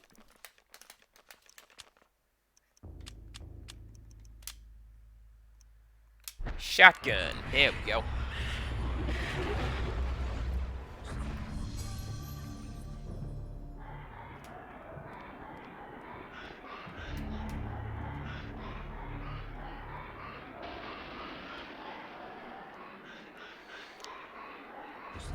See, weirdly, the Black Guardian didn't give me a great deal of trouble in this game.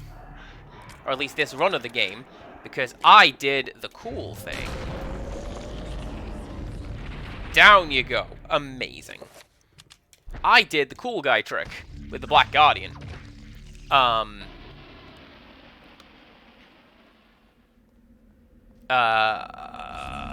What? Are you telling me after all this time I could just summon a trapper and get rid of it that way? I'm gonna say no. I don't think that's real. I'm just making things up. Also, it's a Stargate. Hello.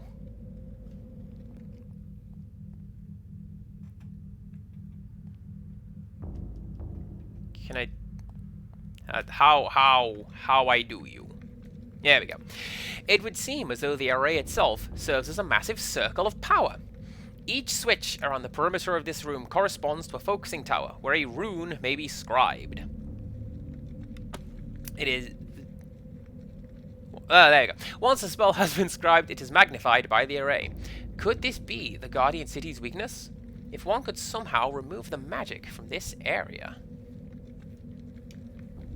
then no, that is not the trick that I did to beat the boss. What I did was, as soon as, I think the second, yeah, as soon as the second zombie is summoned in Phase 2, you can get away with casting a 7-point magical attack spell, and by doing that, you just take out Phase 2 and skip Phase 2. I didn't know about the trapper thing. That'd be clever. These spires appear to be focusing magical energy from a nearby source. Perhaps, if a rune is marked on the spire, it will affect the flow of magic. Could the spires themselves serve as a circle of power?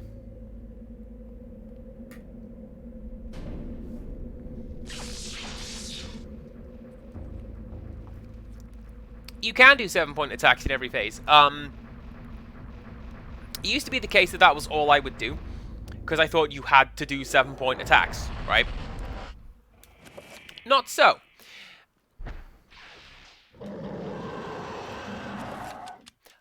Thought the saber was equipped. You can get one.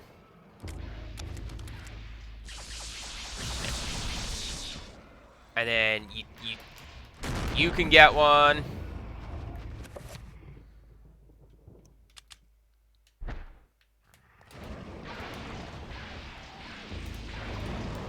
Maybe shouldn't have done that. These guys are supposed to be mad at each other, not mad at me.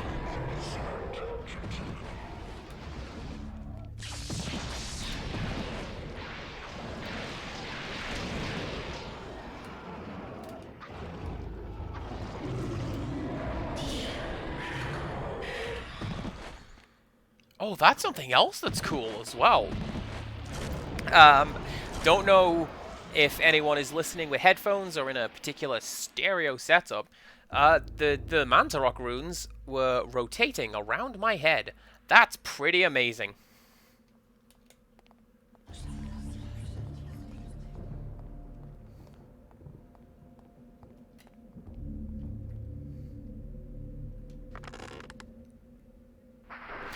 I have got stereo surround turned on, and I'm specifically playing with headphones on, because that's what my microphone is attached to. Hello.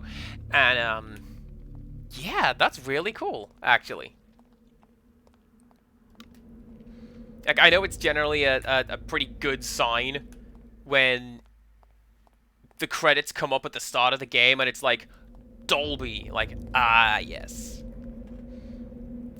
This will be a good sound experience. I am happy with this sound experience.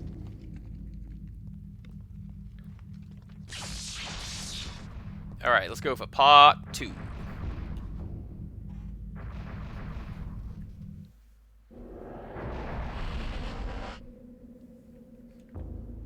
I know that there's some of these that have monsters in them. I am never entirely sure which ones. This one appears to be fine, though. And we need to cast...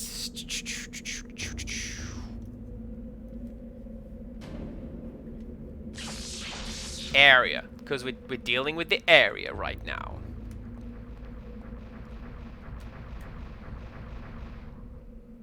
What happens is, I know this, if you try to cast the wrong spell, what it does is... Hi! If you try to cast the wrong spell, it will go, nope! This rune is correct, this rune is correct, correct, correct, correct, and eventually it will just go, nah. And the spell will fizzle out.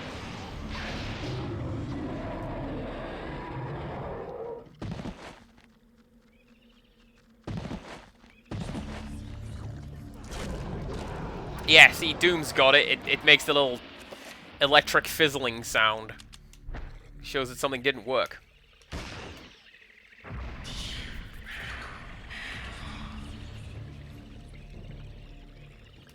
Can I hit you from here? Yes. Yes, I can. In the streets of the damned, blood flows along channels gouged in stone, for an unfathomable purpose, to nourish the city's parasitic denizens, or to be useful, to fuel, used to fuel Ulioth's dark magic.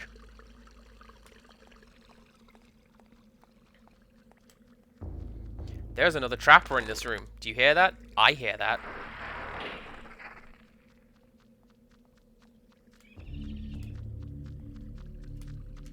There you go.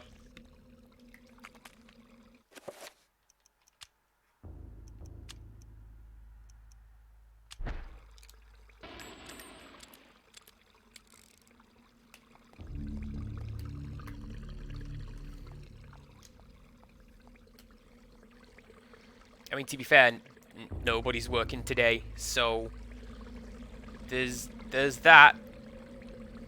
Actually, that's a lie. I had to deal with somebody yesterday who was like, gotta go to work on Monday when it's like a bank holiday and everybody's off. But, it happens.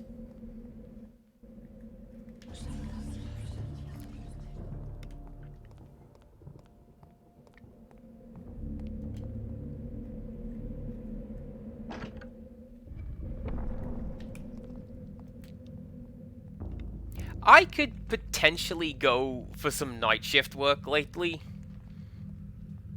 Like, I'm not. I'm very explicitly on earlies for most everything I do.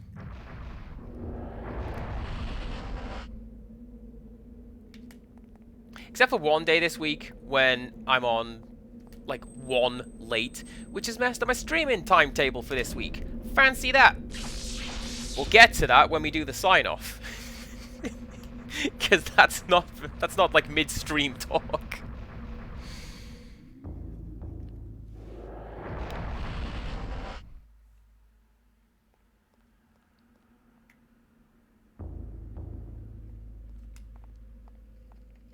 This feels like a trap.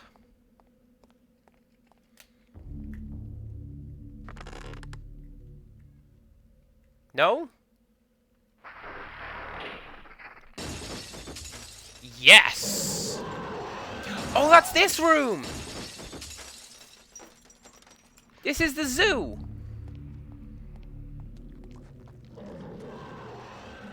And I'm fairly sure I don't need to fight you guys, so I'm just gonna run away. You can...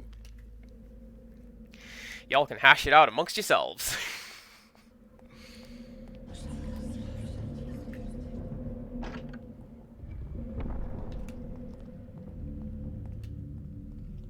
I don't know that I would want to pet these horrors. I feel like they would be incredibly slimy to the touch.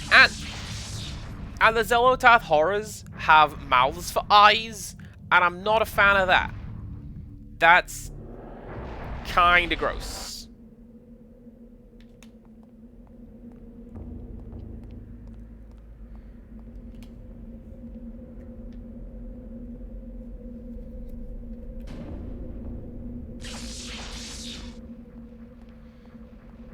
See, the zombies, I presume, yes.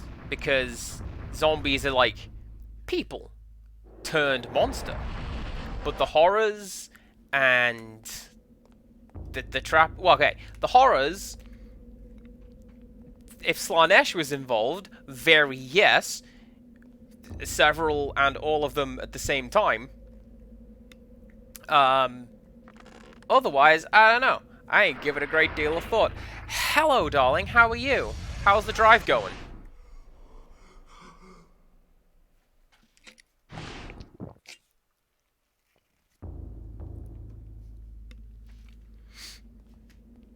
Chat, please do not consume alcohol when confronted with eldritch horrors. It probably won't help.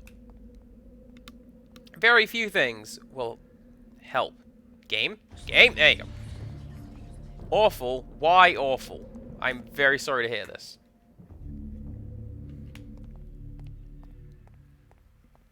Are we just fed up being on the road? Or has something happened?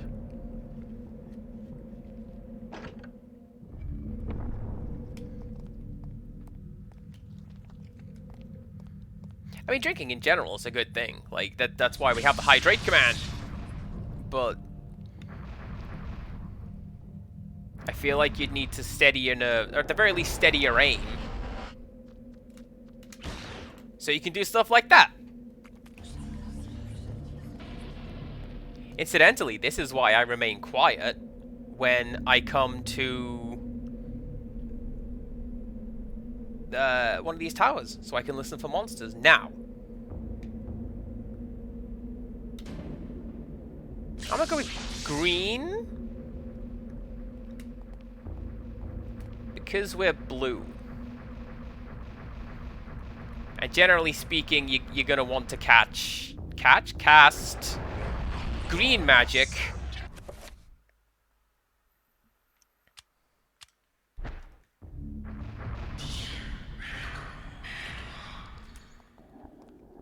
We've been caught out, chat.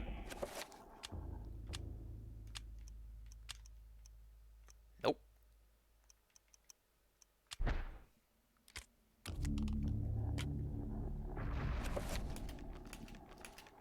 And then I don't think I'm going to be able to do this quickly enough. Yes, I am. Yeah, get poisoned. Love to see it. Presumably the Guardian doesn't, but I do. So there we go. And actually, if the door is closed, can I just go? Like, I'm pretty sure I've got to come back through here because the barriers are up, but also if I can just go. Just go. How's that?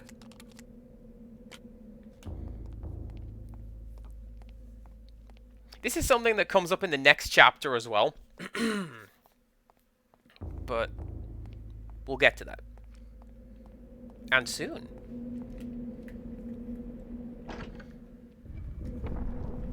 But yeah, Doom mentions it in chat. It does also run on Pokemon logic, where the green one is grass type, which beats the blue, which is water type.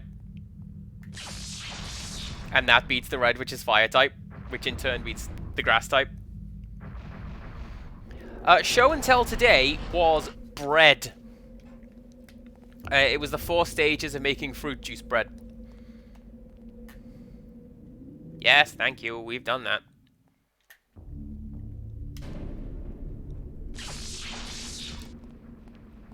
It was going to be something else, and then I made bread, and I thought, hey, do you know what? I'm going to show this off on stream.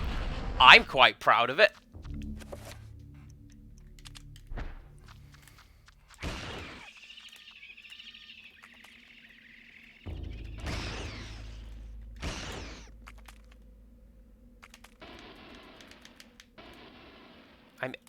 He's aiming at something. What is he aiming at?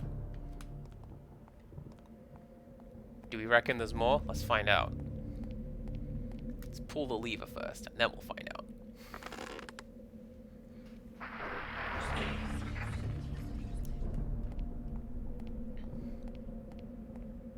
as I'm playing, I'm really liking that the music in this chapter is just the ambient music from around the mansion.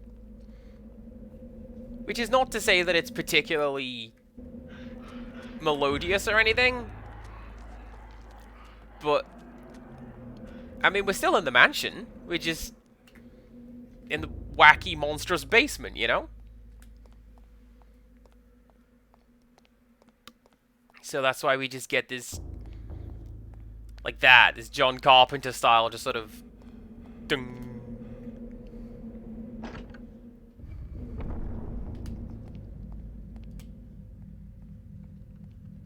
Carpenter famously referred to the soundtrack in his movies as the wallpaper. Not something he wanted to put a great deal of emphasis on.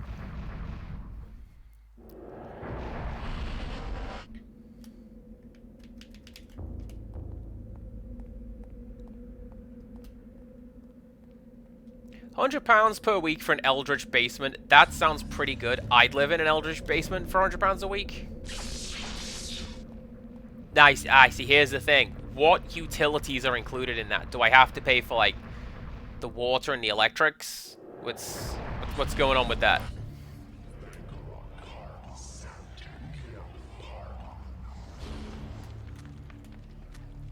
Hi? Who's summoning what? Oh, it's one of those.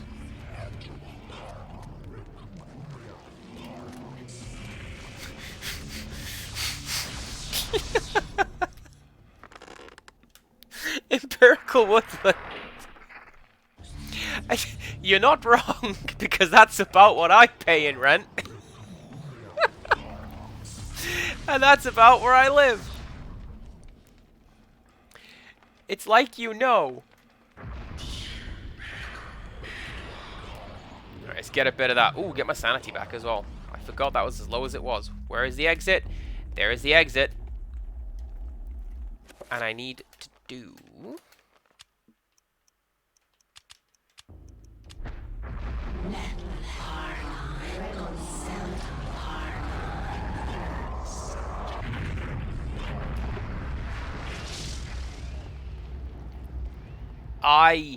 I do not understand London prices. I visited for like 2 days for a job interview, and yeah, sure, let's just spend whatever it was, 25, 30 pounds on a plate of curry and some ice cream for my lunch. Are you kidding me? No. But I did. Because that's where my friend wanted to go. It was pretty good curry. Not 25 pounds, good. But still good. Didn't even get the job. I'm not pouting, you are.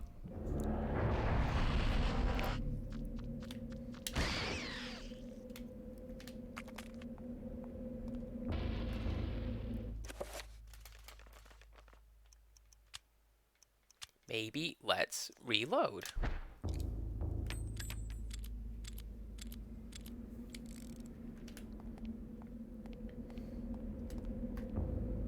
Right, and then this one is Dispel. There you go.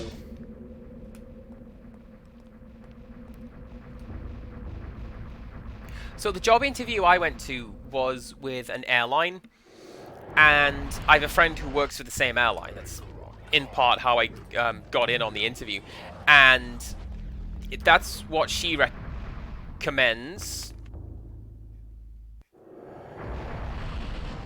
Didn't see that trapper there. But let's go green. And telefrag that guy, and we're fine.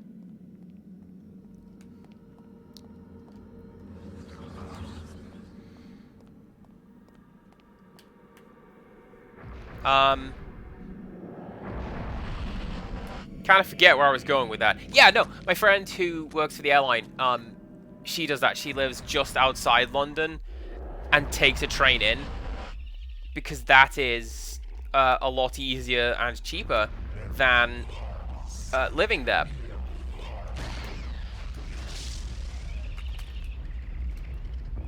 And apparently carries the bonus of you just don't have to live in London.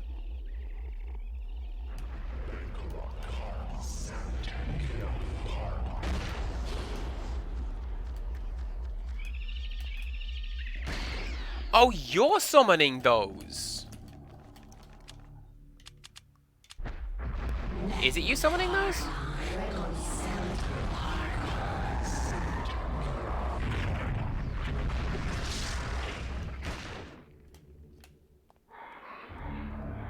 I do not know.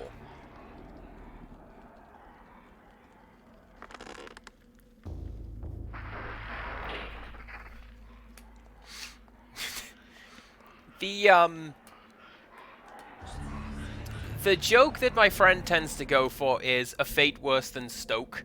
That's their go-to, and like, yeah, I can see that.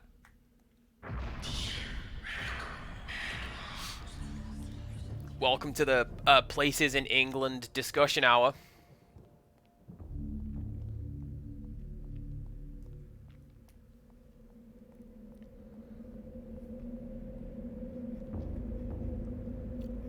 I visited Georgia several times, and like, it's baffling how there's like Atlanta and then the rest of Georgia. At least in my experience. Like, Kennesaw, Marietta, all of that's kind of rural, but and then there's Atlanta.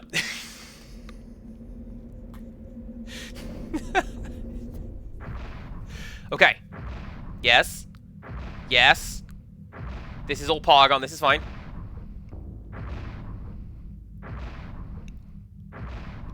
Oh, chat, did we do it right? I think I did. Good job.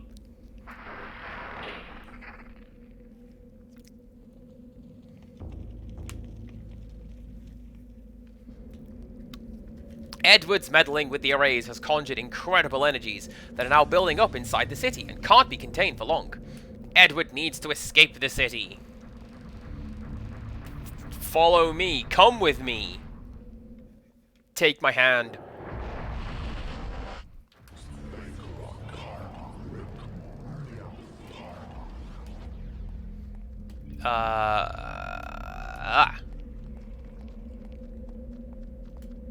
I hear that trapper, and I don't want to deal with it.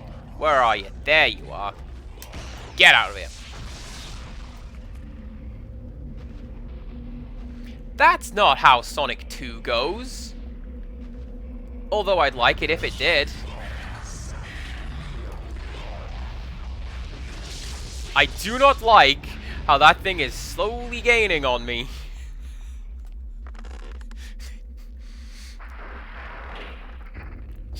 Just stay there, fella.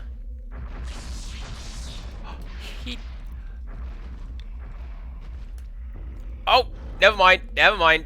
The horror can indeed get through the damage field. I thought I was stuck, but I'm not. Let's duck and weave. Let's go.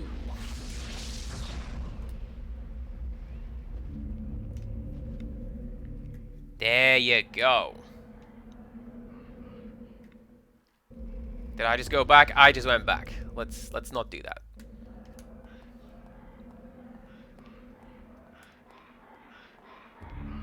Do you know what? I might be thinking of a separate chapter with the impressions I have of this game. Oh no. Oh no.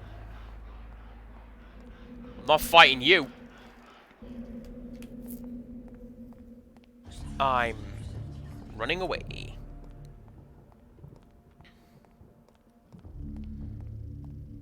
I have a friend who, they like to do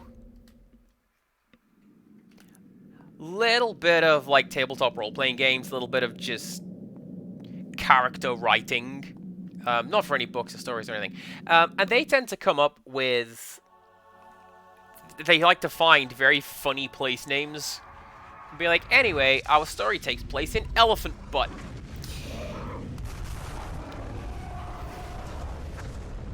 Which I suspect is supposed to be pronounced like Butte or something like that, but it's spelled Elephant Butt. So, there you go.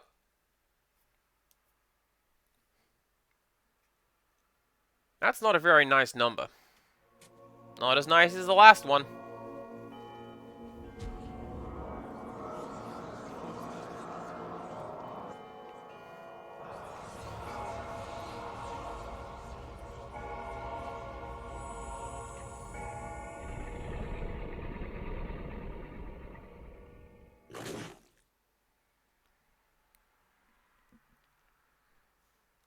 And that's the start of the game.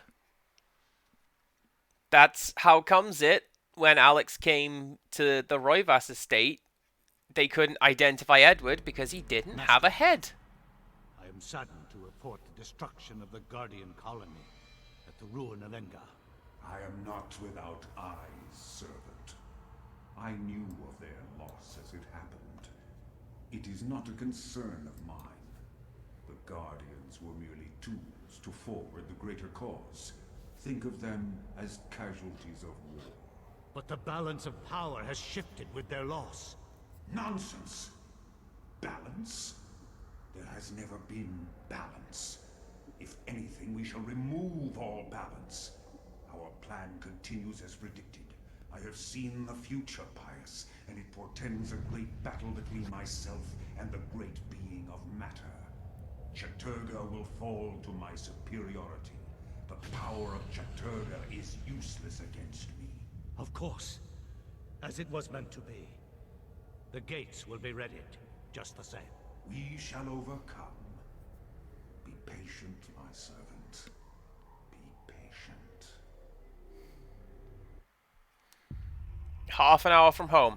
I'm looking forward to seeing you. Make sure to raise a socially distanced amount of hell when you get in. Because just let the chat know, not the microphone, you know?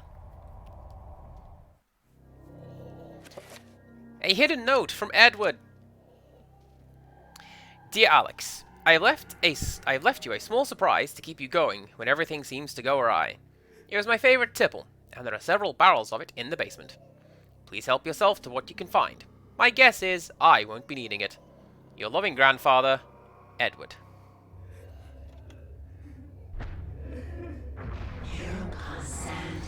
Let's buff that up a bit, but not too much. See if we can get some stuff going on our way to do whatever is next. So yeah, initially, just this afternoon, I was wondering to myself, why do we not go to the basement? Well, because we hadn't had reason to do so yet. And we weren't able to, and now we did, and that's where we find the breaker box. And we also find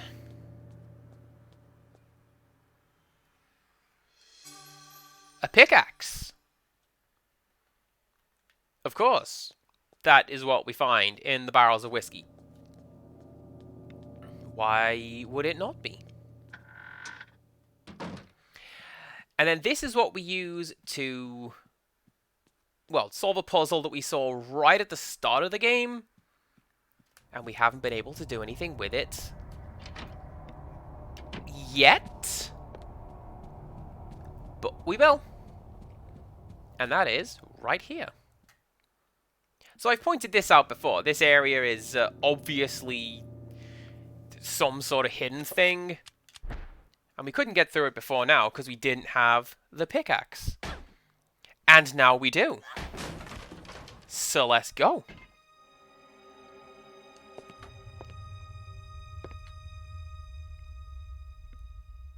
And this is, well, that's a sound that shows up in the suffering. I heard that.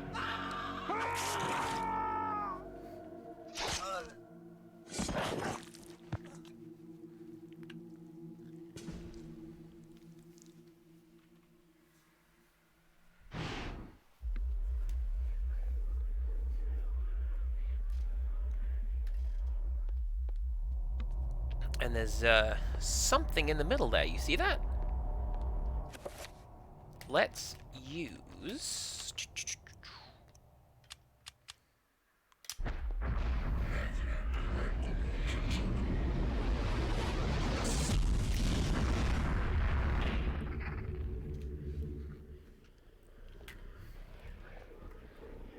an antique stethoscope, seemingly accidentally dropped into the pile of ash, glints brightly in the light of the room.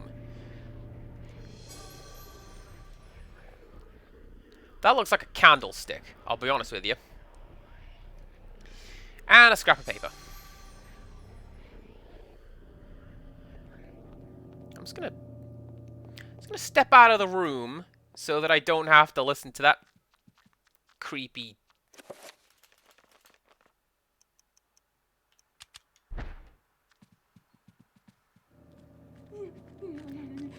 Hi. Hi! What are you doing here? You... What are you doing here? What? Okay. I actively do not remember monsters being in the mansion. But here we are, bone thieves have showed up, and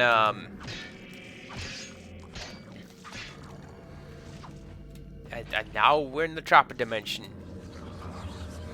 Let's just fix the camera, and there we go. Lady Luna Phoenix asks, when you say original hardware, is that including the TV? Yes, I am... So, I've got a TV set up beside my computer setup. And I'm running this through my capture card. And... Excuse me. And... Yeah, so basically I just sort of... Look at those moves! He was waiting for me! I just sort of turn my head left a bit, and I can see what chat is saying.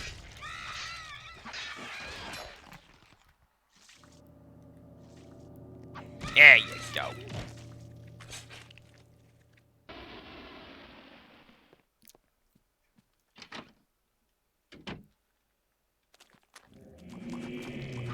Huh. Well, there you go. Mansion's populated now, I guess. I forgot about that. I don't want to deal with you guys right now.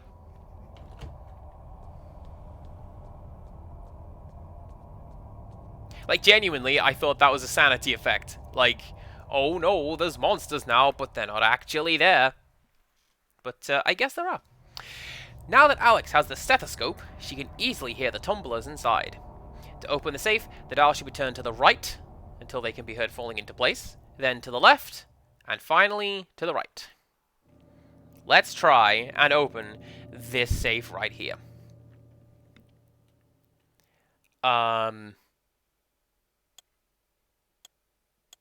Let's do it that way.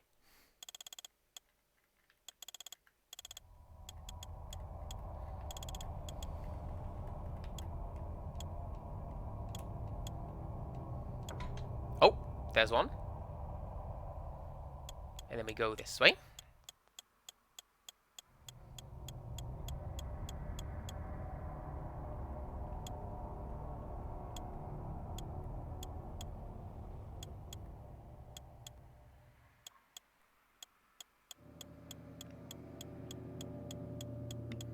I'm never any good at using combination locks. We have lockers like this at work, and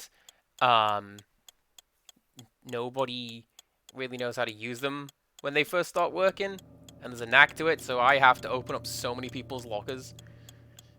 It's wild.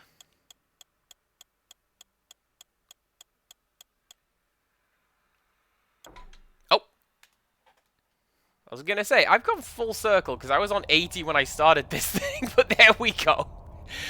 And now we just go right again, until we find what we need to find.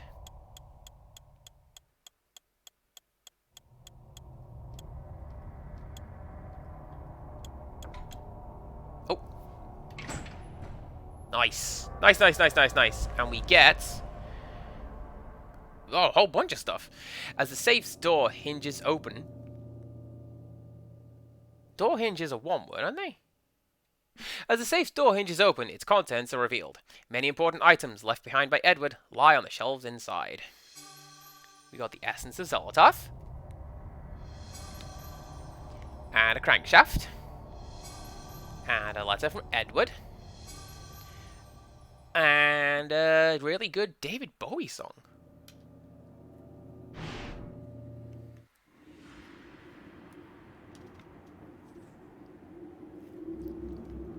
Who are you? A storm approaches, Augustus. No, actually, who are A you? storm of metal and fire, and a torrent of souls along with it, young and vibrant. Yes, I have seen it coming. A worthy sacrifice, I am sure, and one that will allow the greater guardian that resides below to finish its channeling.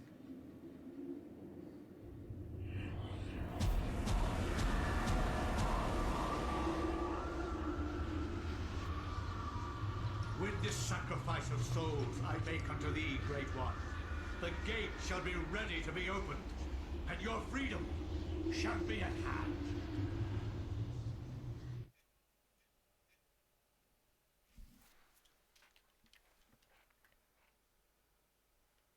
Well, alright then.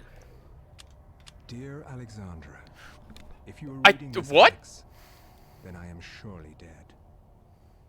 Knowing that the police will contact my only living relative, I made sure to leave this message for you. As I write this letter, Pius Augustus is waiting for his chance to strike me down for what I have done to the Guardian City. I believe I have slowed Augustus's plans, but not stopped them completely. He will still try to bring his ancient into this world. You must continue what our ancestor Max has started. You must gather the artifacts and call forth an ancient to combat what Augustus brings into this world. Of the artifacts, there are 4, but one of these is in the clutches of Pius himself. They are the Black Heart of Mantarok, the Claw of Chaturga, the Sigil of Zelototh, the Veil of Uliauth. Your skill in the arcane science will not be as strong as Pius's, who has had 2 millennium to prepare his gate. You will need all the remaining artifacts to match his power. It all rests with you, my dear. I wish you well in this desperate act.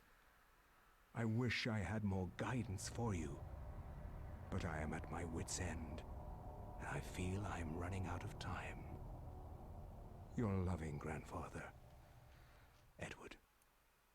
I literally do not remember that being voiced. That's pretty great.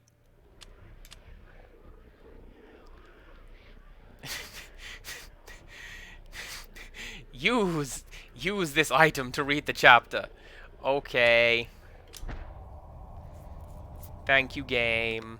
Wherever disaster and death lurk, there is likely to be an ancient just beyond our senses. This is one of my favorite chapters, by the way. This one's great. They prey on our misfortune and exploit it toward their own twisted ends. When hundreds of oil fields are set ablaze on the heels of war, the ancient's grip tightens, knowing that lives will be forfeit and resources squandered. But a few people make a difference. People like Michael Edwards, a Canadian industrial firefighter hired to put an end to the insanity at the end of the war. Ironically for him, the insanity was just beginning.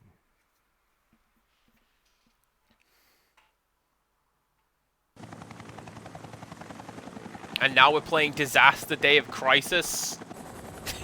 Yes! Doom, that is exactly what's happened. This is where the budget went. It's hotter than hell here. I'm getting a little nervous about this one. It feels more out of control than the others. More powerful.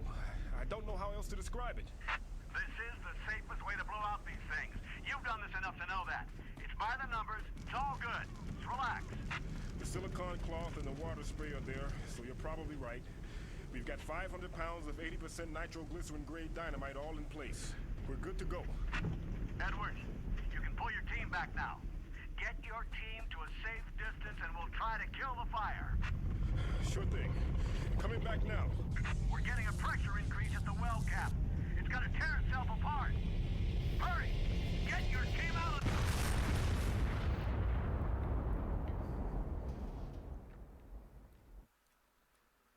Also, it's just occurred to me that we just played a character named Edward, and now we're a character named Edwards. How about that? I see what they did there. I do not believe intentionally, but they did.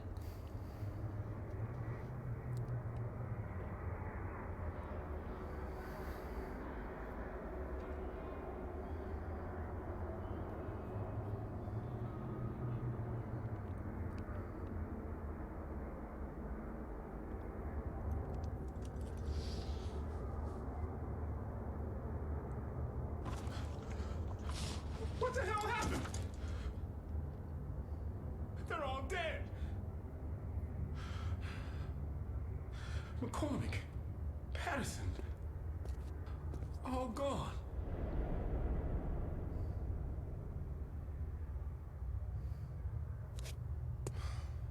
Looks like they've been buried alive under tons of concrete.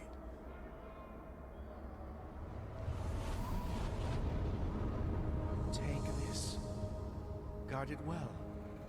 Many have perished for it. Take it. Take it to the ruins of Enga. At the ruins, a gathering of light. You want me to take this to some ruins under a house in Rhode Island? Take it. Save us.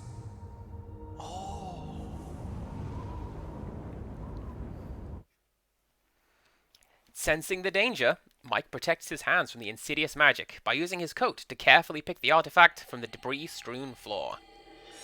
So we have the Essence of Chaturga, and the Ruby Effigy, and the Sapphire Effigy. Isn't that nice? So, hang on. Let's equip some of that. I kind of like this intro, because we've seen the Pillar of Dead and Dying things before, but this gives you an indication of, like, the actual scale of the thing, because look at it.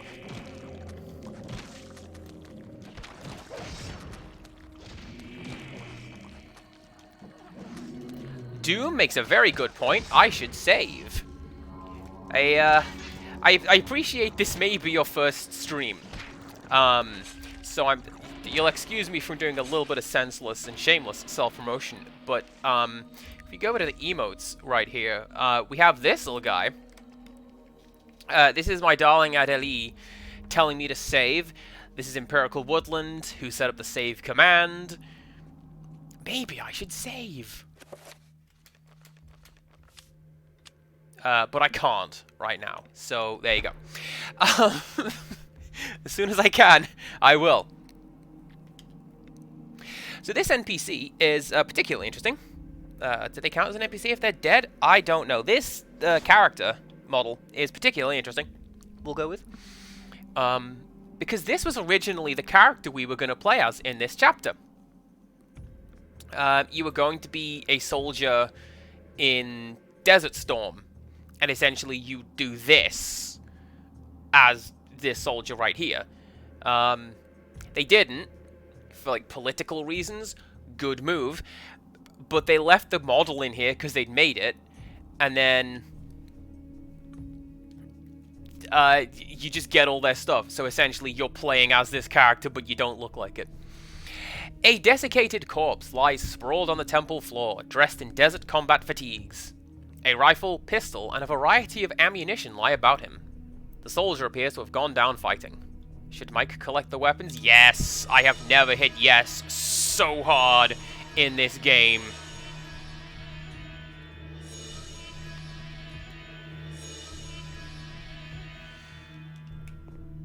So this chapter feels probably the most out of place to me.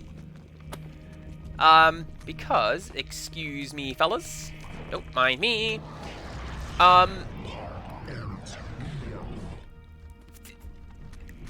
Because, hang on, we've got an assault rifle.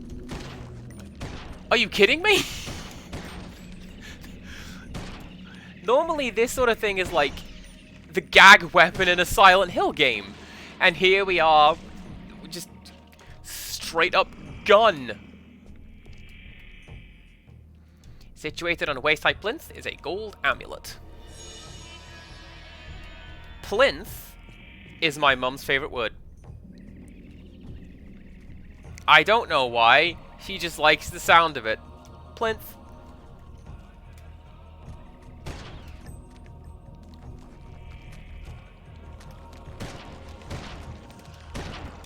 Oh, I love firearm inconsistencies.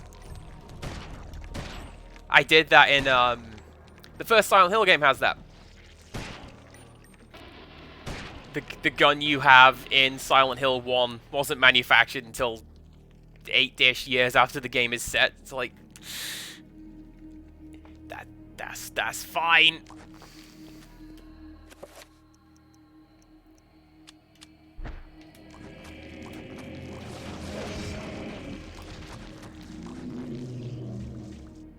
An odd battered staff lies upon the dais. I'm going to assume that I have pronounced that word correctly. I'm never entirely sure.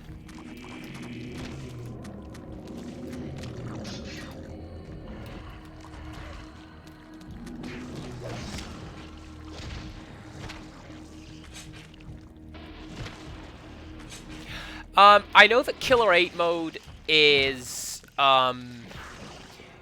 yeah, you don't get to play as the Killer 7, you are just the other character.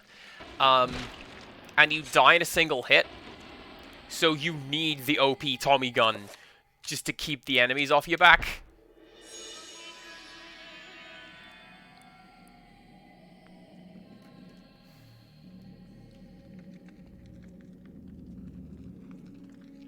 Oh, okay, I didn't know that. I thought it was just the 8th character. How about that? It has been a while since I have played that game. I should. It's great. Alright, so check it out. This is like your classic Indiana Jones temple puzzle, where you gotta use the little staff, to aim at these little baubles to reveal even more of them.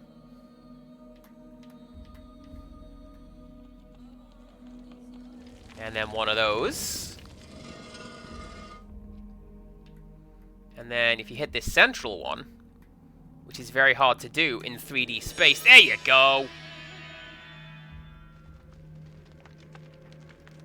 Everything reflects, and that's probably gonna be fine. That's not just gonna burn the temple down. I can just keep going. I'm a firefighter as well, so like, if it does catch fire, who even cares? We're set. Oh, and check it out. All the statues are filled up. We're definitely on the last chapter page. How about that?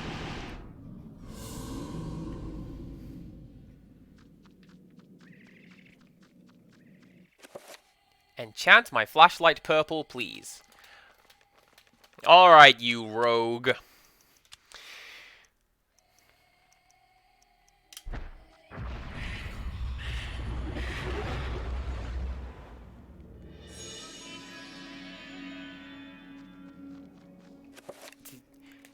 And now we disco.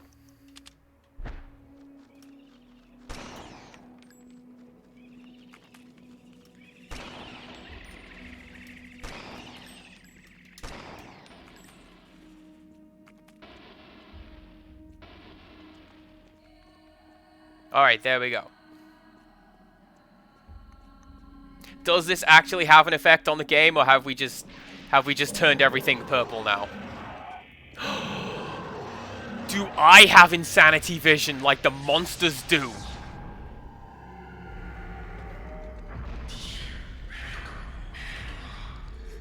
Okay. I was going to say, like... What? Oh, man. What if it was, like... constant reveal invisible spell? How about that? Or... like I say, we had the insanity vision and monsters couldn't stand to look at us. How about that?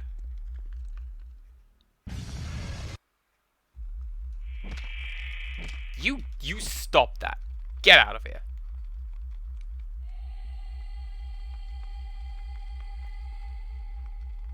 And hey, check it out.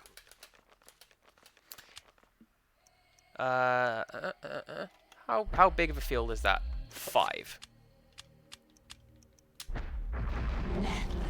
The last effigy is just... it's just right here.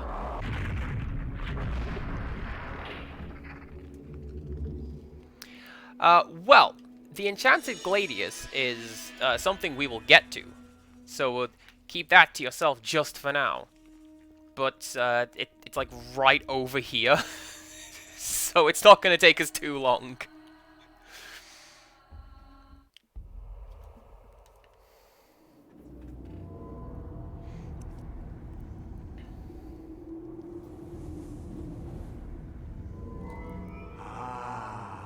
Sweet Alex. Many centuries I've waited for you. You are mine. Don't disappoint me now.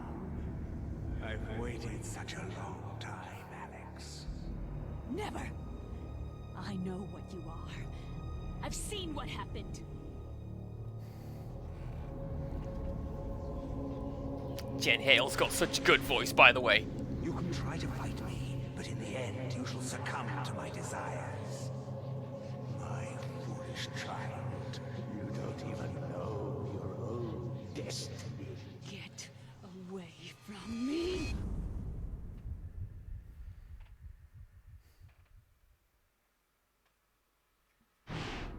What's going on here?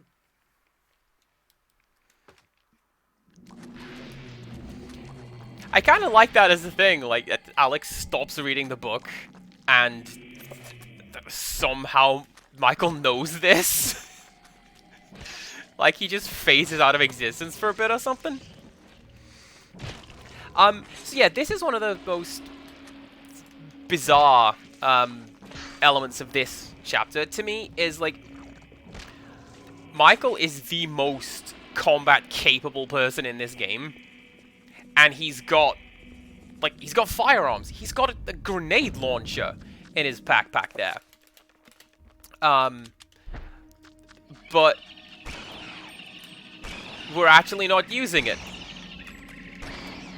And he does a lot better with just running from combat.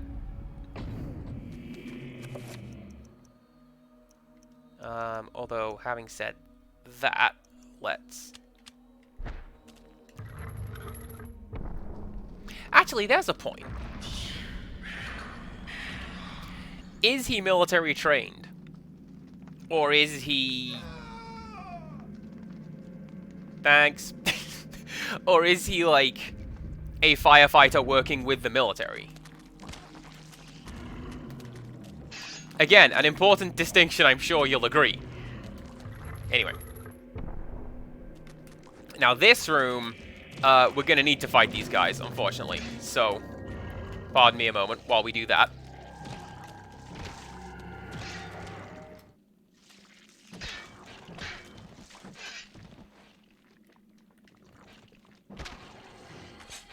This mana pool thing was a great idea, by the way. Did you hear how quickly that insanity thing went away? That was great. Right. This right here is the culmination of a puzzle that has been going on for the entire game. Nope, nope, nope.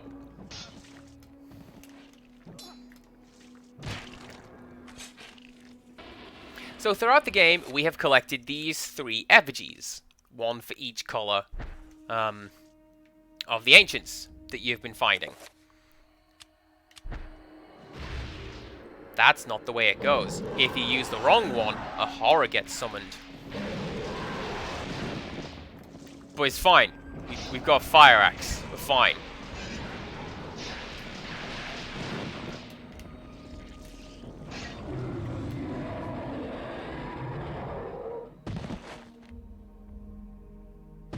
So. Oh, and I don't have enough magic. Well, I'll let down. So, what you have to do is, the pictures here are the dominant energy types or magic types or alignments. So, for the red one, use green. Red beats green. And then blue beats red. I'm fairly certain as well, if you examine them. A small statuette of a sorcerer, driven mad by an unseen force. A bas-relief depicts a female scholar. Her authoritative glare dominates this part of the room. How about that? I thought it'd say, oh, this guy's been defeated by a scholar or something like that. Well, I'm wrong. Such things happen sometimes. Who knew?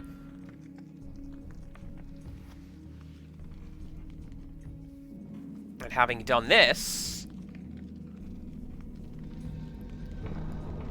we open up this little guy, which has been there the whole time.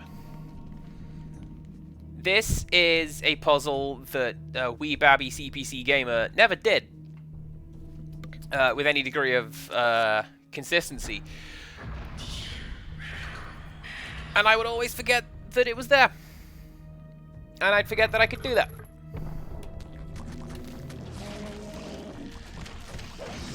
And like, now that I'm here doing this on stream, I'm like, I want to show off everything. That's why I went back and I got the purple rune. That's why I went back and I got everything. You guys just stand there, have a bit of a sing-song. This is fine. I'm just gonna hide here until you're gone. You gone? Problem solved.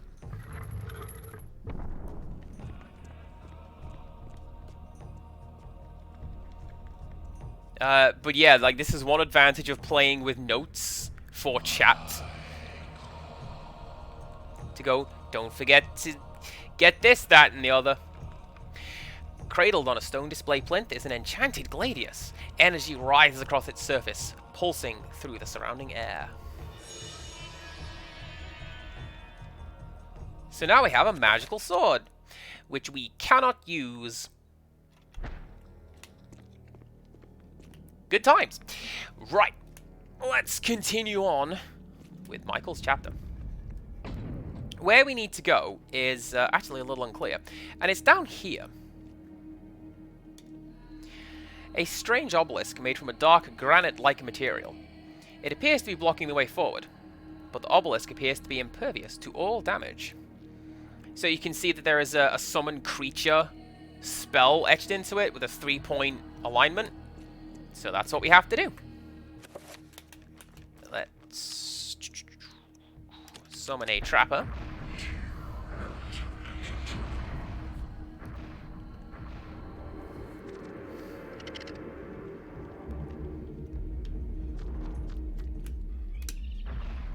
And get rid of it. One of the weird things with trappers as well is you specifically have to target the thing you want to teleport. You can't just get rid of it. That thing is coming right for me.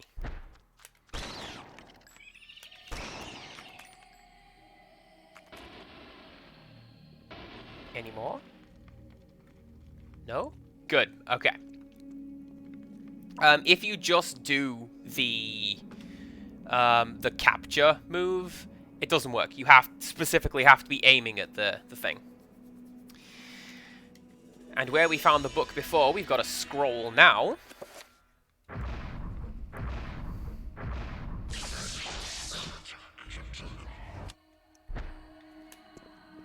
which will let us command a creature. And golly gee, chat, what do you know? Here is a creature that we can control. I'm gonna do a bit of that first. Now,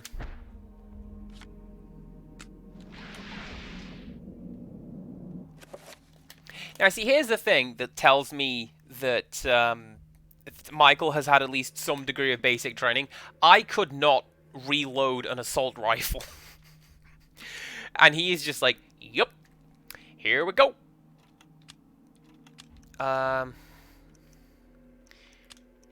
Bind. I literally just saw that.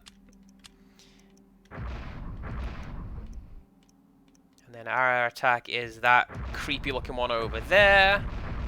One of those. And then you actually have to cast the spell. Not just look at it, chat. I don't know if you knew.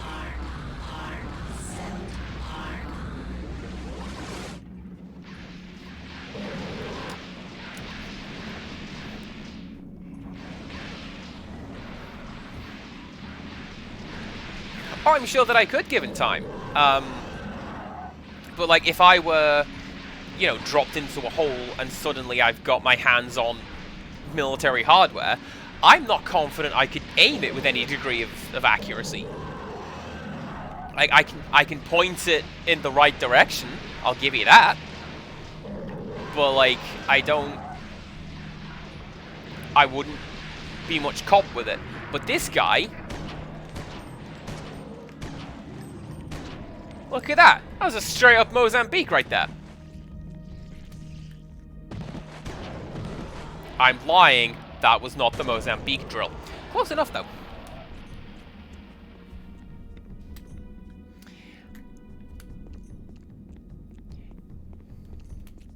You're home! Hello! Michael has acquired some plastic explosives. Amazing.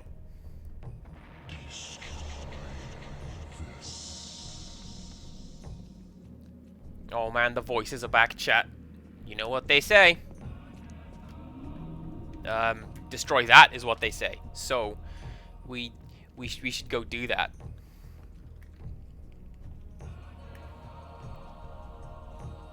And then... Oh yeah, I remember. Because there is a door here. But not currently. So...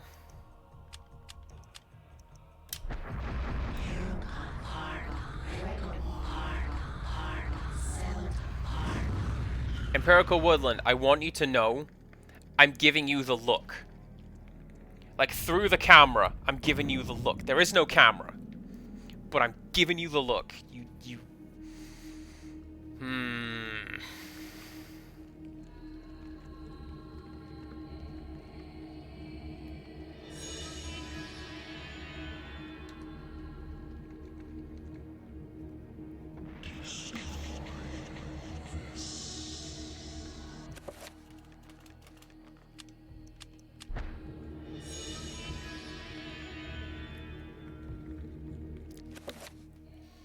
Somebody has commented that the existence of silly putty implies the existence of serious putty.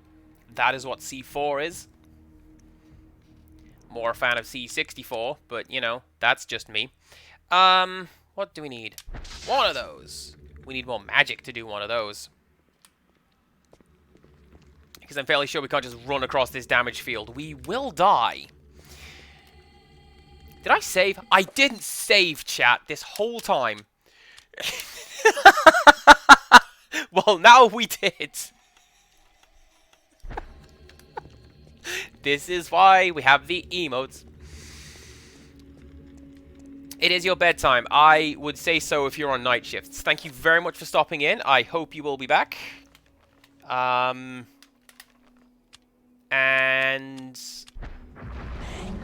yeah.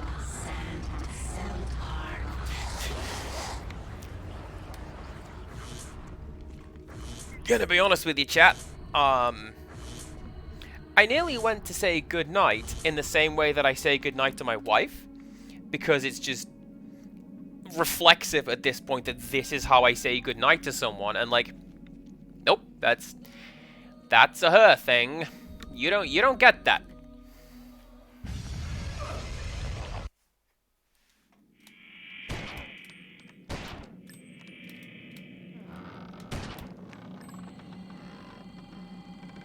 Now, I think I need a little bit more mana again.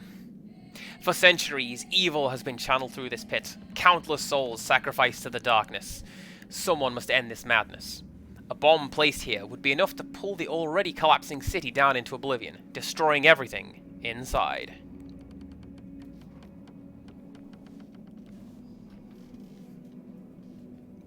There's... Empirical Woodland, I believe you're describing, like, what is essentially the head cheerleader stereotype, right? That's what that is. Now, two things that I need to do. And that is... and Magamore. I mean, there's several things that I need to do. But, specifically... There we go. I need to... get this guy ready. And enchant the C4 as hard as we can.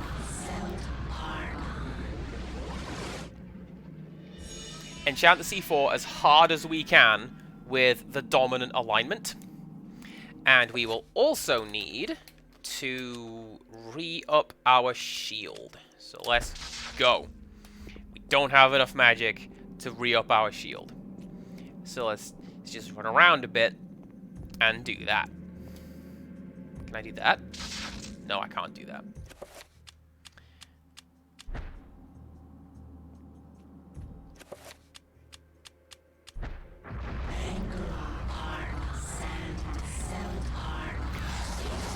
I would like to thank Beep Salt for directing me towards the use of the head cheerleader within that context, because this is a discussion that they and I have had regarding some commentary that's coming up in an upcoming game, and I wanted to make sure I got the language specifically correct, and that's what they and I arrived on. Mike has activated the bomb's timer. The countdown has begun. Almost in answer, a deep, low rumbling begins to reverberate through the dungeon. Mike has 3 minutes to escape the Forbidden City and get to safety.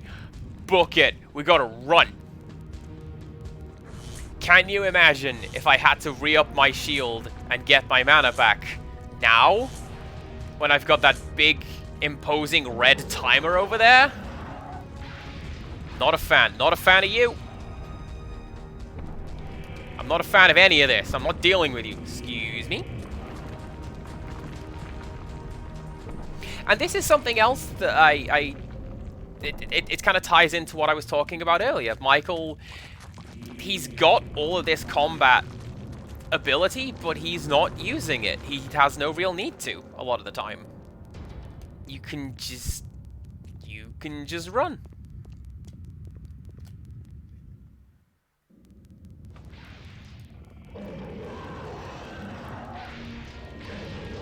Now I can't. Now I am losing health. Do you think these creatures understand, like, the gravity of what is happening right about now? Or are they just instinctively attacking me because that's what they do? Do they know that they're about to get blown up? I don't know. Weird to think about.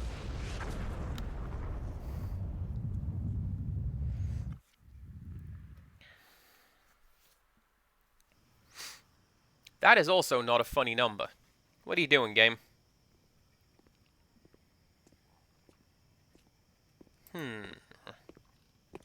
Thanks for coming. I didn't think you'd show. Look, I have no idea who you... I think you do. Just as much as I know you know. Now let's be quick. The Guardians know where I am, and I won't last the night. But that's not the point. What's this? Something you need. Don't open it here. Only in privacy. They can sense it if it's not shrouded. Is it one of the artifacts? You must leave now, but there's something I have to do before they get to me. I can't protect you if they find us. Good luck. The thing that Michael has to do is never revealed to the player. And I don't know if that's going to be like something that was discussed in an otherwise story or like in the sequel or something like that. You just... Nah.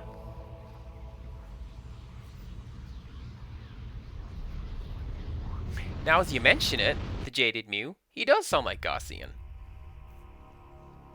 I love how we always come back to Killer 7 on my streams. If ever I play Killer 7, I get the feeling that we're just not going to talk about the game. It's just going to be some nonsense. Now, I'm actually going to go this way. And I will show you for why. Oh, hi! Enemies are here. I remember.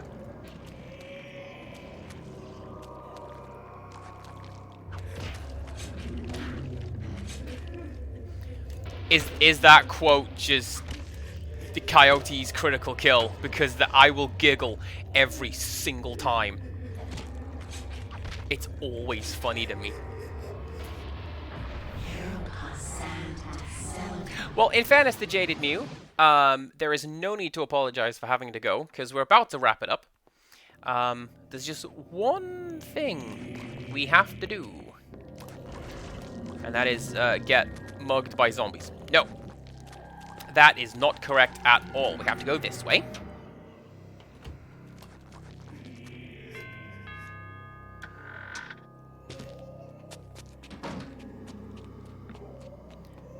There's a mystery parcel over here. What could that be?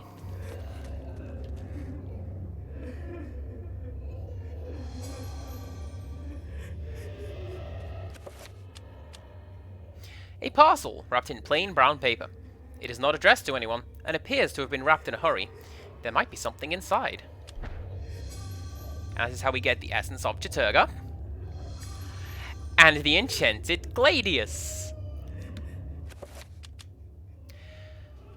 There was a bit of a plot hole there, chat. Did you spot it? Why would Michael give the essence to Edward and then it gets FedEx to us?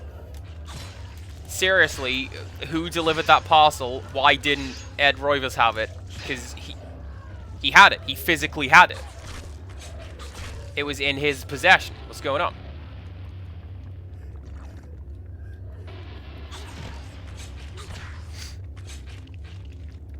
I'm going to give the idea of FedExing the weapon to us. I'm going to give credit to that joke. I stole it from my friend Simon. When it absolutely positively has to die overnight. That was his joke, and I took it. Right. We come in. We're going to do this, and then we're going to wrap up.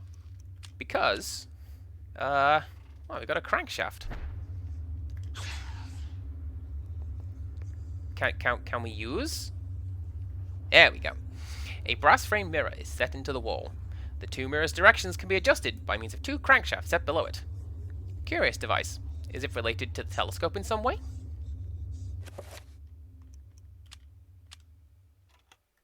Why not let me use game? Oh, there we go.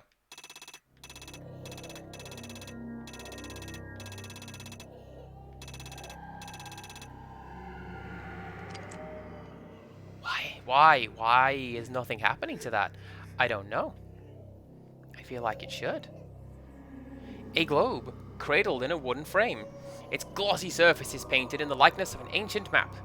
A lens is situated in the northern hemisphere above a label that reads, "There be dragons here."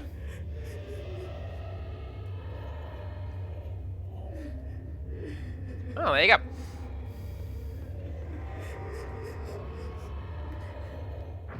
Nice. There we go. Oh, oh, oh, oh, oh, oh, I see it. I see it. Do you see it? There's a dude out on the wall over here. Which is also not doing anything.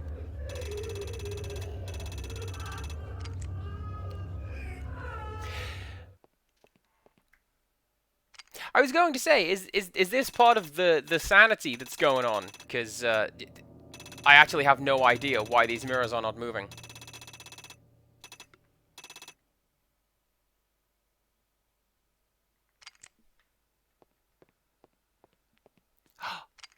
That's why. Because it's just like what we did in the previous thing. You have to bounce it off several mirrors, not just the one. Look at me, eventually solving puzzles. I know what I'm doing.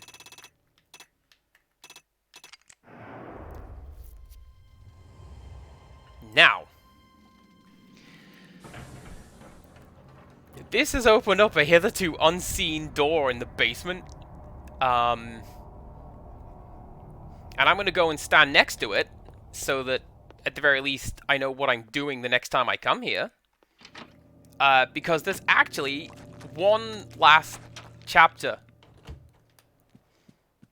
But rather than being a chapter page, it's us. We're in it. We're playing the final chapter right now. It's pretty clever.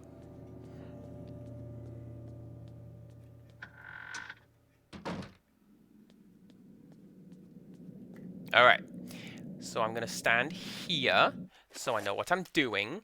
I'm going to save. And then, in the next stream, we're going to do Alex's chapter, and, I don't know, maybe start on the next horror game on the list. We'll do something in the next stream that's finishing this one. Oh, look at that, the walls are bleeding again. I hate it when they do that. It's a real pain to clean up. Anyway, I am going to go to my goodnight screen. There you go. Isn't this a nice total 180 from what we were doing before? Who is currently streaming Eternal Darkness? Nobody. So we are going to... One of the previous streams is somebody stuck on the puzzle we've literally just solved. That's nice to know. Who are we going to raid into today? It is... Fartnock Lifers. They are friend. Well, you're very welcome for the stream. Oh, actually... Yes, let's go make a new friend. Who give me a username for me to raid their Empirical Woodland, and we'll go do that. I'm just gonna lean down there, turn off the console, so that we know what we're doing. Alright. Raid Pip Sprite. Let's go say hello to them. And, oh yeah, Pip, because they keep saying hello. I know them. Right. Let's go say hello to them. Come back tomorrow for Breath of Fire, because my timetable has shuffled around. So my midweek block is Monday, Tuesday, Wednesday, and then Thursday off. How about that? So, yeah. Come back tomorrow for Breath of Fire, the thing I literally just said. And until next time, goodbye.